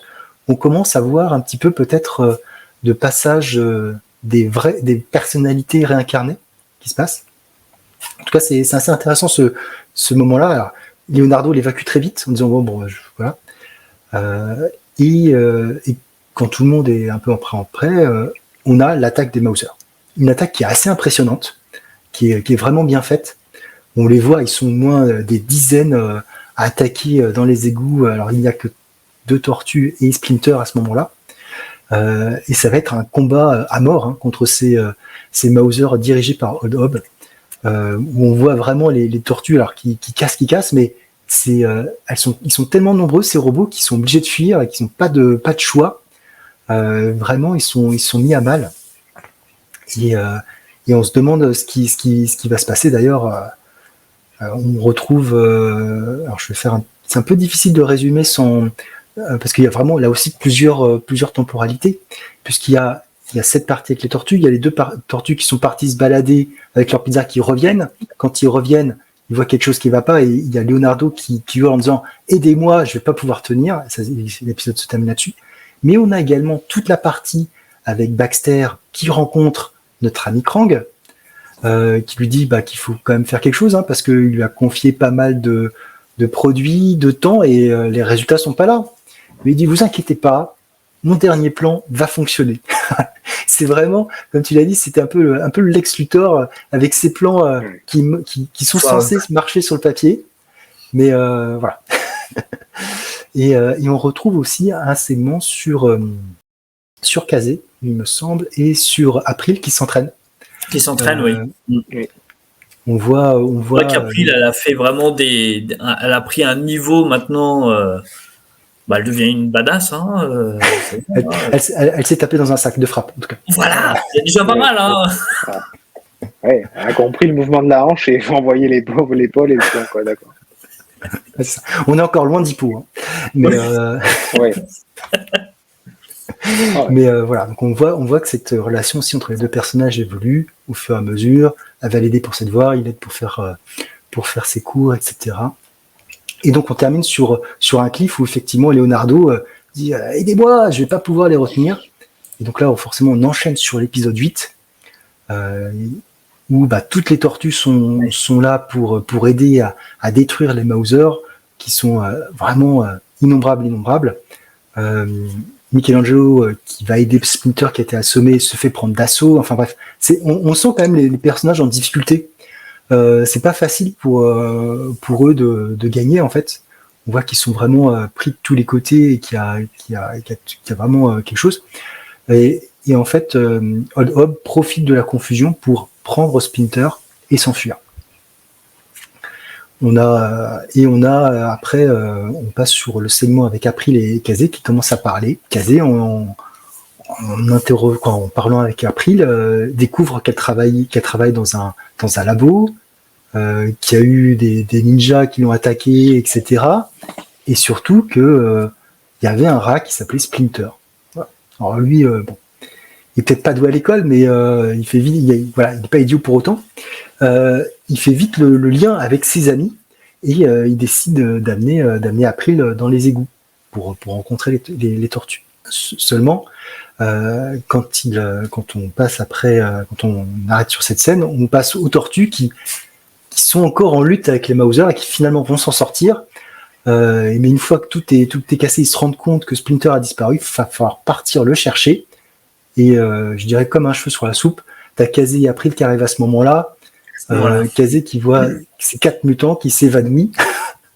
Un petit peu. D'ailleurs, là, ça me fait plaisir parce que ça fait penser aussi à leur première apparition, du coup, à la fois dans le film ou dans le dessin animé où elles s'évanouissent parce que c'est vrai que, mine de rien, quand tu vois 4 mutants comme ça, tu flippes un peu, quoi. Non, puis en plus, faut recadrer, c'est une jeune femme, elle n'est pas préparée à ça, de se dire, non, mais il y a des personne n'est préparé à ça. Oui, d'accord. Non, mais... Ouais, elle est étudiante, elle sort de... Ouais, puis c'est pas une geek ou une joueuse de jeu de rôle, tu vois, elle, c'est une rationnelle, donc elle dit, non, mais ça n'existe pas. Et là, d'un coup, il y a 4 types bizarres qui arrivent, c'est normal que... C'est ça fait un peu peur. Elle tombe un peu, quoi. Mais l'épisode... C'est vrai que le rappel, il est très bon. Ouais. Il est bon, le fait dont elle tombe dans les pommes et tout. C'est vrai que c'est un rappel qui est... pour ceux qui ont vu les films ou autres, c'est un rappel qui est quand même assez amusant, quoi. Ouais, puis ça fait sens, quoi. Personne n'est préparé à voir ça. Et c'est vrai. Au contraire de Kazé qui, finalement, flippe pas trop de voir un mutant défoncer sa porte et tabasser son père. La réaction d'April est presque plus logique, tu vois. En tout cas, je me rapproche plus d'April que de Kazé pour le coup. C'est vrai. Et ça se termine effectivement sur les tortues qui doivent partir à la recherche de Splinter. Et là, on l'enchaîne sur la dernière micro-série des tortues, qui est donc toujours scénarisée par Brian Lynch. Donc, il s'agit de celle sur Leonardo et dessinée par Sophie Campbell. C'est un épisode que j'ai trouvé très intéressant pour plusieurs points de vue. Déjà, le style de Sophie Campbell, qui tranche avec tout ce qu'on a pu voir jusqu'à présent. Ah oui. C'est vrai. Ah oui. Elle a un style très très rond, mais c'est pas pour autant qu'elle n'arrive pas à faire des scènes d'action, etc. Donc, parce que justement au cours de cet épisode, Leonardo, il se sépare, les tortues se séparent pour chercher Splinter aux alentours. Leonardo voit comme ça, il est en train de chercher, et en fait il est embrigadé dans un combat contre des dizaines de ninjas. Et donc il va se battre contre les ninjas, aller jusqu'au bout de ses forces contre ces ninjas, et tomber sur un ninja plus fort que les autres. Un ninja qui a une cicatrice au niveau de l'œil et qui va vraiment le rétamer, quoi. Il a aucune chance contre ce ninja qui est beaucoup plus fort que lui, qui va même pas le tuer, qui va juste le balancer en disant qu'il est déçu. Et Leonardo rentre chez lui, couvert de blessures. Là aussi, c'est aussi plutôt pas mal parce qu'on voit bien les blessures qui sont faites. Et il dit, ouais, voilà, les foot sont là, mais il faut qu'on continue à chercher Splinter, etc. C'est un épisode où, scénaristiquement, il se passe pas grand-chose. C'est surtout beaucoup de bagarres. Mais ça m'a fait penser effectivement à deux choses. La première chose, c'est que cette scène, c'est, je dirais, presque un classique des tortues. Ça reprend la première micro-série qui était faite dans les années 80, où c'était la même chose. En fait, on avait Leonardo qui se battait contre des foot, et qui était balancé à ce moment-là dans l'immeuble où il y avait April et les autres tortues. Scène qui a été reprise dans le film, mais à la place de Leonardo, avec Raphaël. Mais en fait, c'est vraiment une scène emblématique où tu as toujours une tortue qui se bat contre les foot, qui perd et qui est mise projetée chez lui. Alors là, il n'est pas projeté chez lui, mais j'ai trouvé que l'hommage était intéressant, en tout cas. Et puis, je trouve que le style de Campbell fonctionne plutôt bien. Il est très bien, ouais. C'est, en tout cas, même si c'est, comme je disais, très différent de ce qui se passe avant, moi, ça m'a bien plu. Moi, c'est le personnage aussi, comme tu disais, celui qui avait la cicatrice. Justement, les dernières phrases qu'il a prononcées justement à Leonardo, c'était un peu dans je suis déçu, quoi. Je suis déçu, Ouais, comme s'il s'attendait à quelque chose de sa part ou de ce personnage-là. Alors qu'on ne sait pas trop encore qui c'est. Donc, ça pourrait dire que ça pourrait être un futur ennemi encore plus. On ne sait pas qui c'est à ce moment-là, effectivement. Voilà. Ça laisse un peu l'imagination après de dire quel personnage ça pourra représenter. Parce que même la cicatrice qui est là, on l'a pu le voir aussi dans le chapitre 1, je crois, où justement Splinter, à un moment, griffe un ninja. Alors, est-ce que ça peut être lui? Est-ce que ça peut être un autre? Oui, je vois ce que tu veux dire, effectivement. On ne sait pas qui c'est à ce moment-là. On ne sait pas. Et je te laisse la parole, Prof Geek, pour le dernier segment de cette intégrale. Ouais. On commence avec le chapitre 9. Donc, on reprend là où on en était, c'est-à-dire April se réveille dans les égouts, donc les égouts qui ont été ravagés par l'armée de Stockman. Et là, il y a en fait le moment, on va dire, tant attendu des retrouvailles un peu familiales, puisque en fait, April et Kazé, même s'ils sont pas liés par le sang à Splinter et à ses enfants, ils font partie de la famille, clairement. Et toute leur vie d'ailleurs, ils le seront à vie et même plus. Pour ceux qui ont lu The Last Ronin, ils comprendront.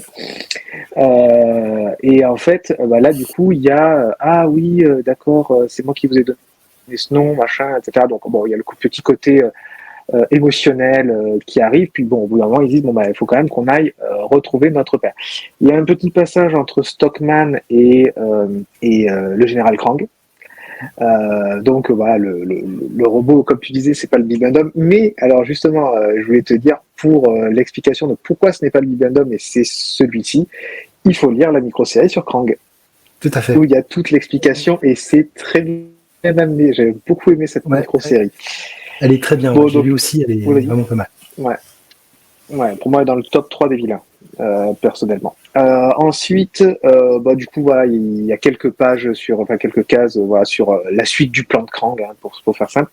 On arrive dans les locaux de Stockman où Old Hob a capturé Splinter et son geôlier. Hein, il veut le torturer pour se venger de ce qui s'est passé dans tous les chapitres précédents, toutes les humiliations. Il a la dent dure. Ouais, non, mais avant et après mutation, on va dire ça comme ça, parce que il lui doit beaucoup, hein. Enfin, ils se doivent beaucoup chacun. Et on voit l'ingéniosité ensuite de Donatello qui, en fait, récupère un mouse, le trafic, pour remonter la source, pour aller dans les locaux de Stockman et lancer un assaut pour récupérer leur père qui finalement a disparu, a été de nouveau kidnappé. Il n'a pas de chance pour Splinter. Et en fait, ils interrogent un scientifique, hein, le professeur Myrmidon, qui va leur dire que en fait c'est des gars comme eux qui a enlevé Splinter, des gars avec des sabres, des épées, et on arrive sur la fin du chapitre où on voit une jeune femme habillée en pyjama, hein, je vais dire ça comme ça, qui réveille un peu Splinter pour lui dire voici, tu es devant Maître Shredder, et Shredder apparaît pour la première fois. On est à la dans le dernier tiers de l'intégrale, et ça y est, Shredder apparaît. Vous avez un Shredder totalement bien dessiné qui est là, et on termine sur ça. Une pleine page de Shredder qui est vraiment la classe. Qui est magnifique, qui est très belle. Shredder a toujours eu la classe. Enfin, dans le dessin animé des années 80, il a un côté un peu ridicule, mais Shredder dans les films... Même dans les films, même dans les films, il a toujours la classe, en fait. Alors, c'est un méchant, mais il a une certaine classe. Moi, j'aime bien. C'est le méchant charismatique, qui parle pas beaucoup et qui tatane. J'aime bien. Donc ça, c'est la fin du chapitre 9. On enchaîne de suite sur le chapitre 10, qui est une grosse baston au sein du clan Foot, où Splinter est libéré par Caraï. Et en fait, elle lui donne une arme, elle lui dit écoute, maintenant, bats-toi pour ta vie. Et va y avoir plein de Foot qui vont l'attaquer. Donc on voit que Splinter maîtrise, hein, c'est pas un maître pour rien. Il arrive à se battre contre différents types d'armes. Il y a le premier qui se bat avec une chaîne et une faucille, et il y a une boule métallique avec des pointes au bout. Je sais plus comment on appelle ça. Donc il arrive à les rétamer. Et puis bon, après il y a tout le monde il y a un peu une mêlée sur Splinter. Splinter il se bat contre tout seul. Et en fait il parle du clan Foot. Et il va donner une fameuse phrase en disant que le clan Foot se fourvoie et se déshonore. Enfin, il y a le déshonneur sur le clan et qui ne peut accepter ça. Et ça fait écho à ce qu'il avait dit dans le chapitre, ce que tu nous disais, Comics Noob, dans le Japon médiéval, où il termine comme ça. Et en fait, ça y est, Shredder reconnaît Splinter comme Hamato Yoshi. Et Hamato Yoshi reconnaît Shredder comme Oroku Saki. Donc il y a le principe de réincarnation qui est de nouveau vu, puisque Shredder aussi est techniquement date d'avant. Donc non, mais par contre ça, on ne sait pas comment lui est arrivé. On comprend que il peut y avoir entre guillemets un cycle de réincarnation des âmes dans la culture bouddhiste, pour les gens bien. Donc Splinter, Hamato Yoshi à son époque était quelqu'un d'honorable, ses enfants étaient des innocents, donc eux peuvent rentrer dans le cycle de réincarnation. Mais alors par contre Oroku Saki qui est fou furieux, pourquoi lui se réincarne? Mais ça, ça ce n'est pas expliqué dans l'intégrale. Il faudra lire l'intégrale numéro 2 pour ça. C'est ça, pour voir comment il arrive, parce que avec l'histoire secrète du clan Foot, qui est un très bon titre. J'avais beaucoup apprécié de le lire. Il y a vraiment tout le côté mystique qui arrive dans la saga qu'on n'a pas là pour l'instant dans cette intégrale, et c'est vraiment génial. Donc on termine sur ça au niveau du chapitre du coup 10.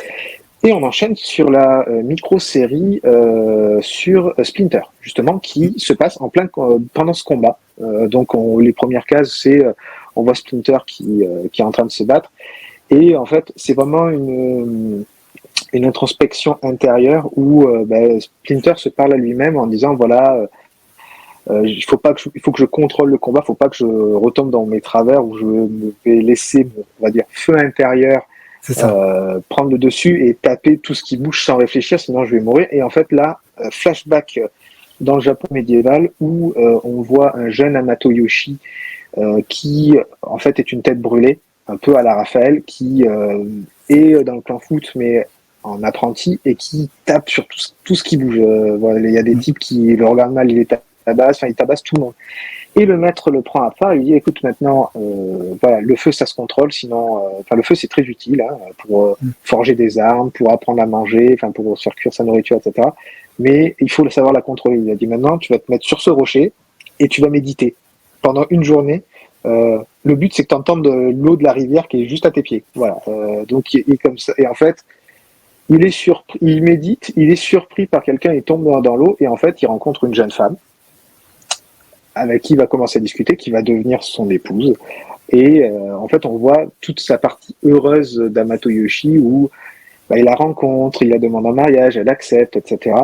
Le clan foot accepte cette demande en mariage, le clan de la jeune femme accepte aussi, donc le mariage n'est pas montré, mais sous-entendu. Et en fait, après, on voit Orokusaki et Hamato Yoshi qui sont envoyés en mission pour assassiner quelqu'un. Mission qui va mal se passer puisque Orokusaki va désobéir au plan du maître et va inciter Hamato Yoshi à suivre son plan qui n'est pas forcément bien. Hamato Yoshi justement perd le contrôle de nouveau, ne réfléchit pas et va passer un très mauvais moment puisqu'il va réussir la mission mais il est à 2 doigts de mourir. Ouais. Il va rentrer chez lui, sa femme est enceinte, il lui apprend, et en fait on voit qu'il devient plus calme, il prend la voie de l'honneur à ce moment-là. Puis on avance rapidement, on voit que il dit voilà j'ai 4 enfants, etc. Et on arrive sur la dispute entre Shredder et Splinter, le meurtre de sa femme, et là c'est juste après, c'est-à-dire il fuit avec ses enfants et c'est un père célibataire qui ne sait pas être un père puisque c'est un guerrier et qui doit en fait apprendre à devenir un père aimant. Et c'est très touchant. Moi, j'ai beaucoup aimé. Moi, qui suis un jeune papa, ça m'a fait réfléchir. De pas hurler sur ses enfants toutes les 3 secondes, ça m'a bien fait réfléchir. Et on termine un peu sur ça où le combat revient dans le présent. Et, ça se termine comme ça. Bon, on va faire le chapitre 11 et 12 en même temps parce que c'est une suite très très logique et c'est vraiment la suite des derniers chapitres, des chapitres précédents que je vous ai expliqués. Le combat continue entre Splinter et Orokukarei, Orokusaki, etc. Pendant ce temps-là, les tortues arrivent à remonter la piste pour aller sur le siège du clan foot et rencontrent une bande de jeunes qui commencent, ils vont se friter ensemble et Kazé va reconnaître la jeune fille qui mène ce groupe, le groupe qui est en fait ce qu'on appelle les dragons pourpres. Il y a un lien en fait presque fraternel et familial entre Kazé et cette jeune fille qu'on verra plus tard. Je vais pas trop raconter. Les dragons pourpres décident d'aider les tortues. Les tortues arrivent finalement dans le QG des foot pour aider leur père. Et c'est la grosse bataille. C'est le gros combat final en fait, tout simplement où on voit un peu comme ce qu'il avait fait dans le film de Michael Bay que Shredder tatane les tortues en individuel, mais que s'ils s'unissent, ils vont réussir à le battre. Mais en fait, ils le battent, enfin ils arrivent à l'enchaîner, mais pas à le vaincre. Et ils décident plutôt de faire un retrait stratégique. Alors là, tu as Shredder qui les tente un peu en leur disant ouais, je suis le plus grand, je suis le plus fort, et tu as finalement Leonardo qui lui lance une étoile de ninja en lui disant oui, mais je suis pas impressionné. Et ça m'a fait rire quand même, j'avoue. Et les tortues arrivent à fuir. Shredder les laisse partir en disant ouais, j'étais quand même humilié, ils sont entre mes mains. Je pourrais les broyer si je veux. Et on arrive sur la fin du chapitre 12 où Baxter Stockman retrouve le général Krang partent ensemble dans un hélico, tirent sur Old Hob parce que il a licencié et que dans ce milieu-là, le licenciement c'est la mort. Et on termine à peu près comme ça en fait. Si je me trompe pas, je crois pas qu'il n'y ait pas de discours sur la fin. Si, à la fin, c'est tout le monde se retrouve et c'est les retrouvailles entre appris les Splinter. Voilà, oui, c'est ça. Oui. Oui, exactement. Il y a 2 pages où justement Splinter, qui était un peu inconscient parce qu'il a lutté, etc., et il a pris les à son chevet, il se réveille et voilà. Il se reconnaît. On revoit toute la famille au complet. Et on s'arrête là-dessus. Et après, il y a une toute petite galerie de couverture qui était vraiment toute petite. J'étais très déçu. Il y a 3 pages. Alors que j'avais l'impression que dans le tome 0, il y en avait plus que ça, quoi. C'est un peu dommage. Voilà, la fin de l'intégrale numéro 1 qui est sortie il y a quelques mois déjà. Qui est sortie en juillet, il me semble. Ouais, en juillet, et l'intégrale 2 vient de sortir fin octobre.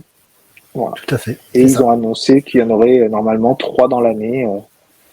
3 par an. C'est ça. Logique. C'est ça. C'est on arrive à en mettre 4, mais... Pour la première, c'est compliqué puisque c'est 13. 13. C'est 13, mais...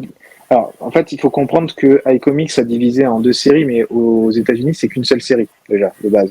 Donc là, aux États-Unis, ils sont au tome 150, enfin, au numéro 150. En fait, la IDW Collection, puisque c'est comme ça son nom américain, continue, en fait. Il y a des parutions qui se font.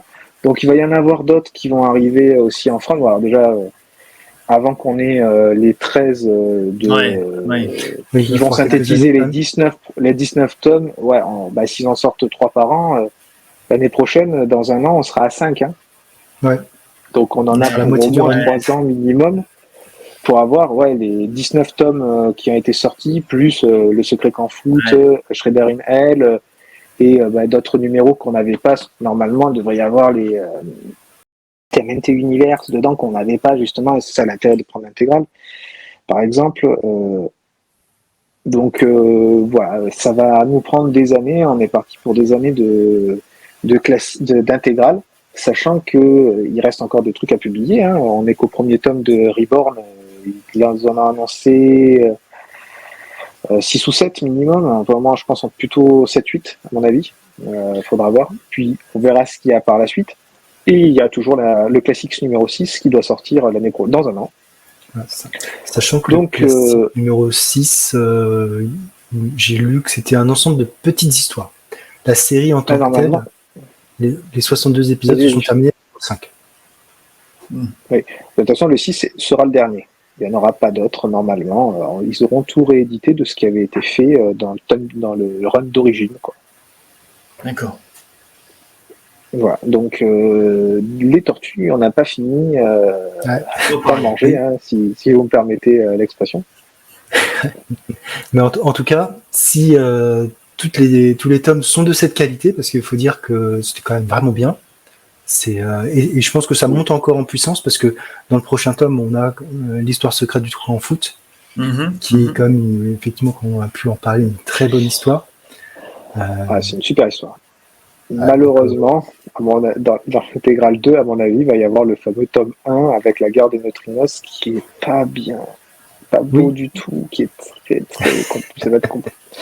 En fait, j'espère juste que ce tome 2 va pas bloquer certains qui vont se dire si c'est ça la fin du tome, enfin de l'intégrale 2, je vais pas prendre la 3 quoi. Alors qu'avec les épisodes, enfin les tomes 2, 3, 4 de l'ancien run, de la première édition iComics, c'est très très bien. Là par contre, ça tatane et c'est génial. Après, moi, c'est vrai que sur les dessins, je suis peut-être un peu moins exigeant. Regardons. Mais c'est vrai que sur le deuxième intégrale, ça va prendre les épisodes 13 à 20, je crois. Et puis après, là, il y a 4 micro-séries. Casey, April, Baxter et Krang. Et l'histoire secrète du clan foot, je crois. C'est ça le programme. Et effectivement, il y a la guerre des neutrinos qui est dedans. Mais il y a Fugitoid aussi en micro-série dedans. Ouais. Donc moi, je trouve que ça passe plutôt pas mal. Après, c'est vrai que c'est ce qu'on disait, hein, commencer par ce tome, c'était compliqué. Ouais, ça doit être compliqué, ouais. Bah, surtout qu'il était numéroté comme numéro 1, en fait. C'est ça le souci. Mais qui est pas vraiment un numéro 1, parce que t'arrivais, tu disais, mais attends, il y a déjà eu des trucs avant, tu comprends pas. C'était bizarre. Mais iComics était obligé de passer comme ça, et sinon, il pouvait pas sortir, il pouvait rien sortir pour des problèmes de droit. Jusqu'à ce qu'ils aient pu faire enfin le tome 0. C'est ça, exactement. En tout cas, je sais pas si vous avez quoi. Peut-être qu'on peut conclure sur votre avis. Bon, je pense qu'on est tous un peu unanimes hein, sur ce tome, sur la qualité de ce tome, sur ce qu'on a pu en voir. Du coup, Profil Geek, bon, je pense qu'il y a l'avis, c'est très très bon. Oui, non. Alors moi, je suis. Moi, il faut savoir que du coup, j'ai tout ce qui est sorti en cartonné chez iComics. Moi, j'ai vraiment tout de. J'ai quand même racheté l'intégrale numéro 1. Tout simplement, alors j'ai longtemps hésité, vraiment, je savais pas si j'allais la refaire, parce que en fait, moi je repasse à la caisse, alors j'ai déjà tout, ça me saoule beaucoup, parce que c'est surtout la com d'iComics qui m'a saoulé en disant ouais mais non, iComics me déçoit beaucoup au niveau de sa communication depuis quelques temps, sur beaucoup de choses, pas que sur les tortues d'ailleurs, ils m'ont un peu gonflé là. Parce que moi, je les ai beaucoup soutenus. C'est vrai que j'achetais beaucoup de choses chez eux. J'en ai fait beaucoup de vidéos sur leur sortie, sur tout ça. Ouais. Ah oui, et maintenant, j'achète maintenant du Vestron, parce que Vestron, ils n'ont pas cette politique. En fait, ils te brossent dans le bon sens du poil, mais ils te disent oui, c'est grâce à votre soutien, etc. Mais on vient de finir les 19 tomes. Ah, au fait, on vous ressort celle-là, et dans celle-là, vous avez des trucs que vous n'aviez pas, vous, les fidèles. Donc, si vous les voulez, il faut racheter. Alors, ils n'ont pas dit ça comme ça, mais en fait, c'est ce qui se passe, quoi. Parce que moi, comme je suis un complétiste débile, je veux, tu sais, le petit chapitre que tu nous as dit, A Lot to Learn, je le veux. L'Eternity Universe, je les veux. Parce qu'en fait, sinon, il y a des trucs que tu comprends pas dans les 19 tomes. Il y a des trucs que tu ne comprends pas, parce qu'il manque des choses. Et dans l'intégrale, il y a tout. L'intégrale et la publication ultime des tortues en VO et en VF. Donc, du coup, je les prends. Et quand tout sera terminé, la première collection, si ça c'est complet, la première collection, je risque de la revendre. Mais pour l'instant, non, parce que si l'intégrale ne fonctionne pas, j'ai au moins tous les autres. Ouais. C'est effectivement la crainte. Est-ce que ça va continuer? Parce qu'on parlait tout à l'heure qu'il y a au moins 13 tomes pour la première partie, pour tout le run de Waltz.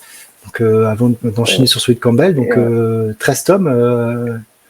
À 40 €.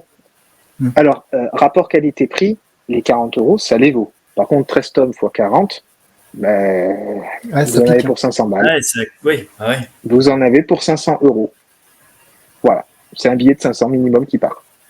Enfin, c'est un calcul. Hein. Alors après, heureusement, c'est pas très dispatché ça va dispatcher, mais même Sullivan, dans sa dernière vidéo, disait on a hésité à en mettre 4 tomes par an, mais ils se sont dit ça fait 160 € par personne, 160 € l'année, parce que les gens vont mettre 160 € et c'est non, quoi. Donc c'est pour ça qu'ils sont redescendus à 3 tomes en disant on va en faire 3, ça fera 120. Il y aura quelques tomes par-ci par-là qui vont sortir en plus, il y aura la suite de l'Astoronine, ce genre de choses qui vont arriver. Puis moi c'est du souple. C'est le premier souple que j'achète chez iComics, mais je dois avouer quand même que ça passe bien et que la graphie sur la couverture est top. Ouais. Le côté souple, il y a eu beaucoup de critiques dessus. Sachant que c'est un souple quand même, la couverture est quand même bien rigide. Hein. Je trouve qu'elle n'est pas. Oui, elle n'est pas comme certains, par exemple les Chronicles qui sont beaucoup plus souples dans les couvertures. Mais après, oui. Mais c'est vrai que, tu vois, que ce soit moi ou Comics Noob, on commence là. C'est vrai qu'on n'a pas acheté tous les tomes, mais c'est vrai que je comprends très bien que c'est frustrant, quoi. Moi, je sais que il ferait la même chose sur Spider-Man, par exemple. Tu vois, je serais dégoûté, quoi. Mais alors, par contre, je tiens à dire quand même que l'intégrale pour de nouveaux lecteurs, c'est excellent. C'est un super plan, en fait. Mais en fait, moi, ce qui m'énerve, c'est que la série a failli être arrêtée 3-4 fois. c'est grâce à des gens qui ont commencé dès le début, d'autres qui sont arrivés par la suite comme moi et qui ont matraqué, Le bouche à acheté la oreille, série, la communication. le bouche à oreille. Kamewa Bunga, par exemple, sur les réseaux, qui a fait un énorme travail sur les tortues. Voilà, des gens qui ont fait des vidéos, Ingé, Puppet Comics, moi-même, par exemple.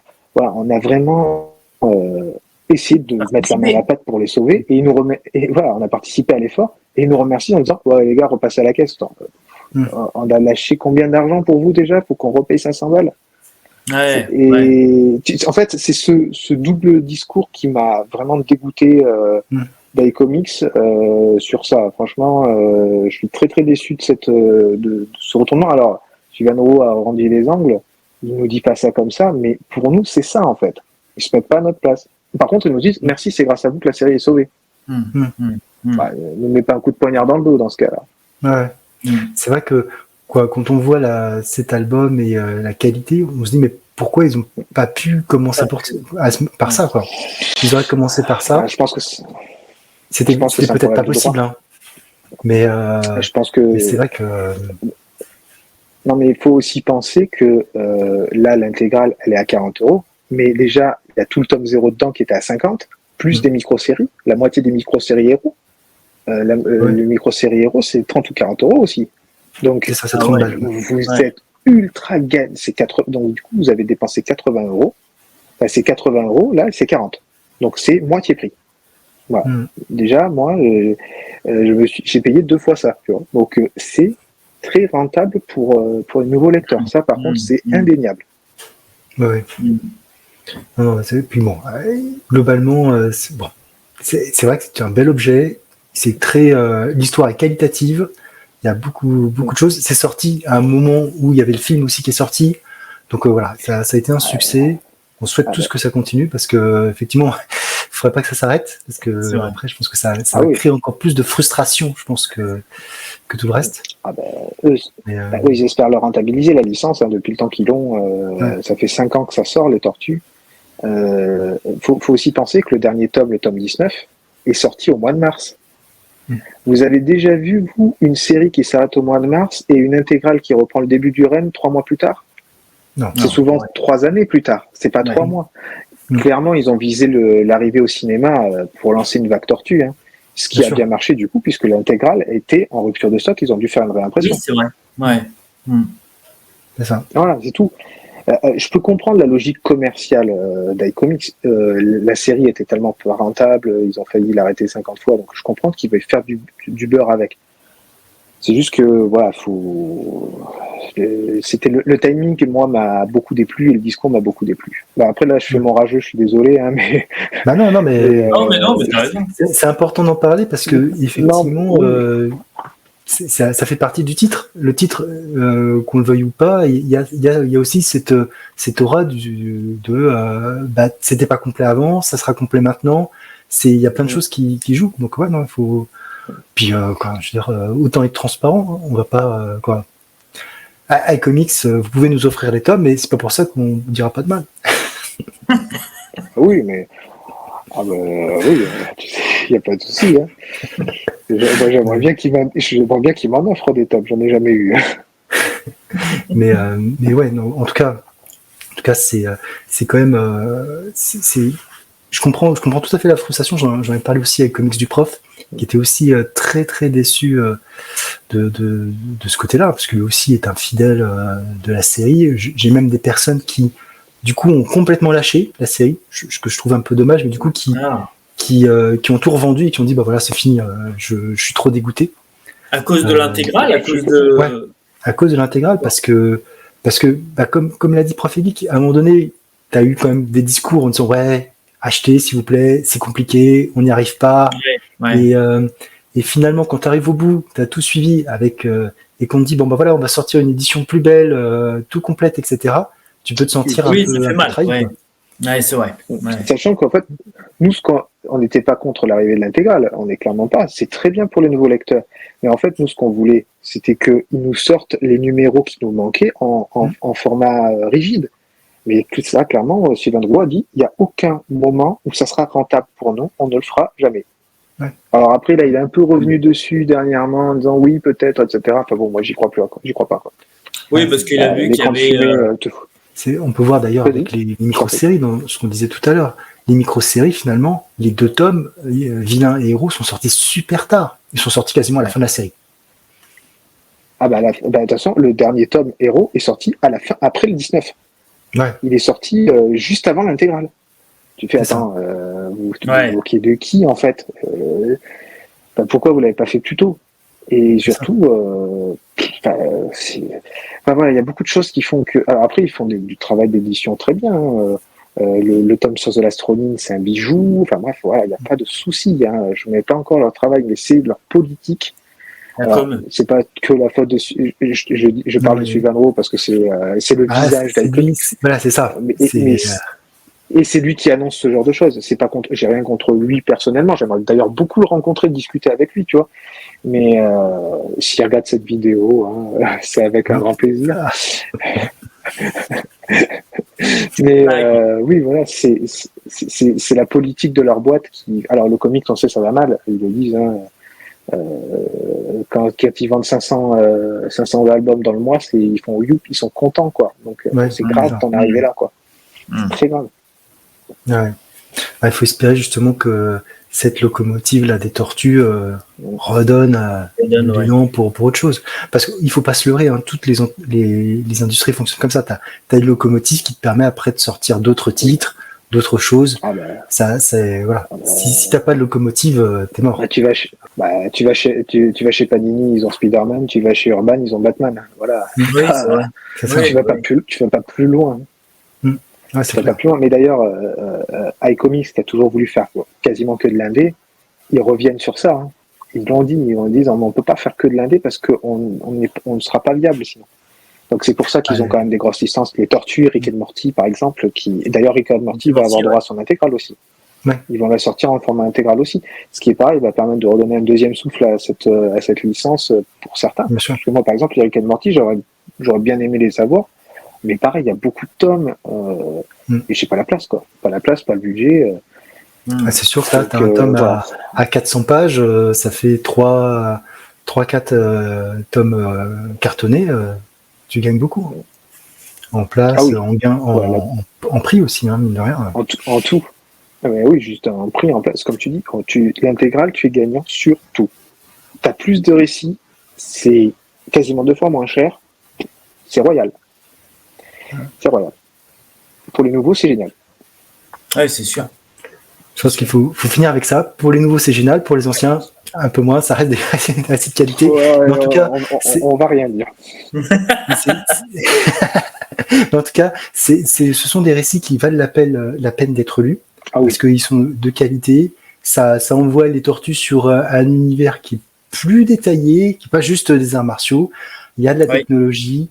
Il y a des planètes, il y a la fraternité. Et après il y a des messages forts effectivement sur la famille, la fraternité, l'entraide, etc. Ah oui, et puis même les mauvais côtés, les enfants qui sont battre, l'abandon. Enfin voilà, il y a énormément de thèmes dans les tortues. Les tortues traitent de tout.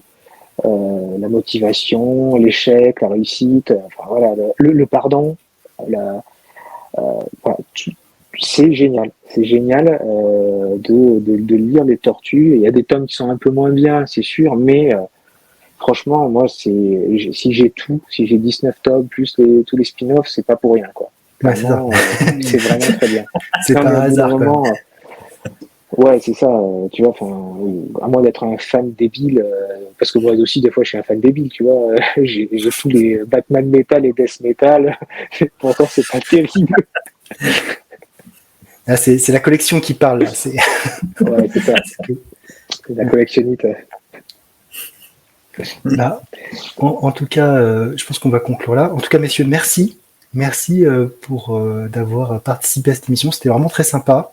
Je mettrai tous vos liens dans la description. Je prendrai aussi Prof et Geek et même toi Comics2, vos différentes vidéos sur les tortues. Si les gens veulent approfondir, voir vos points de vue, vos différentes vidéos en duo, etc.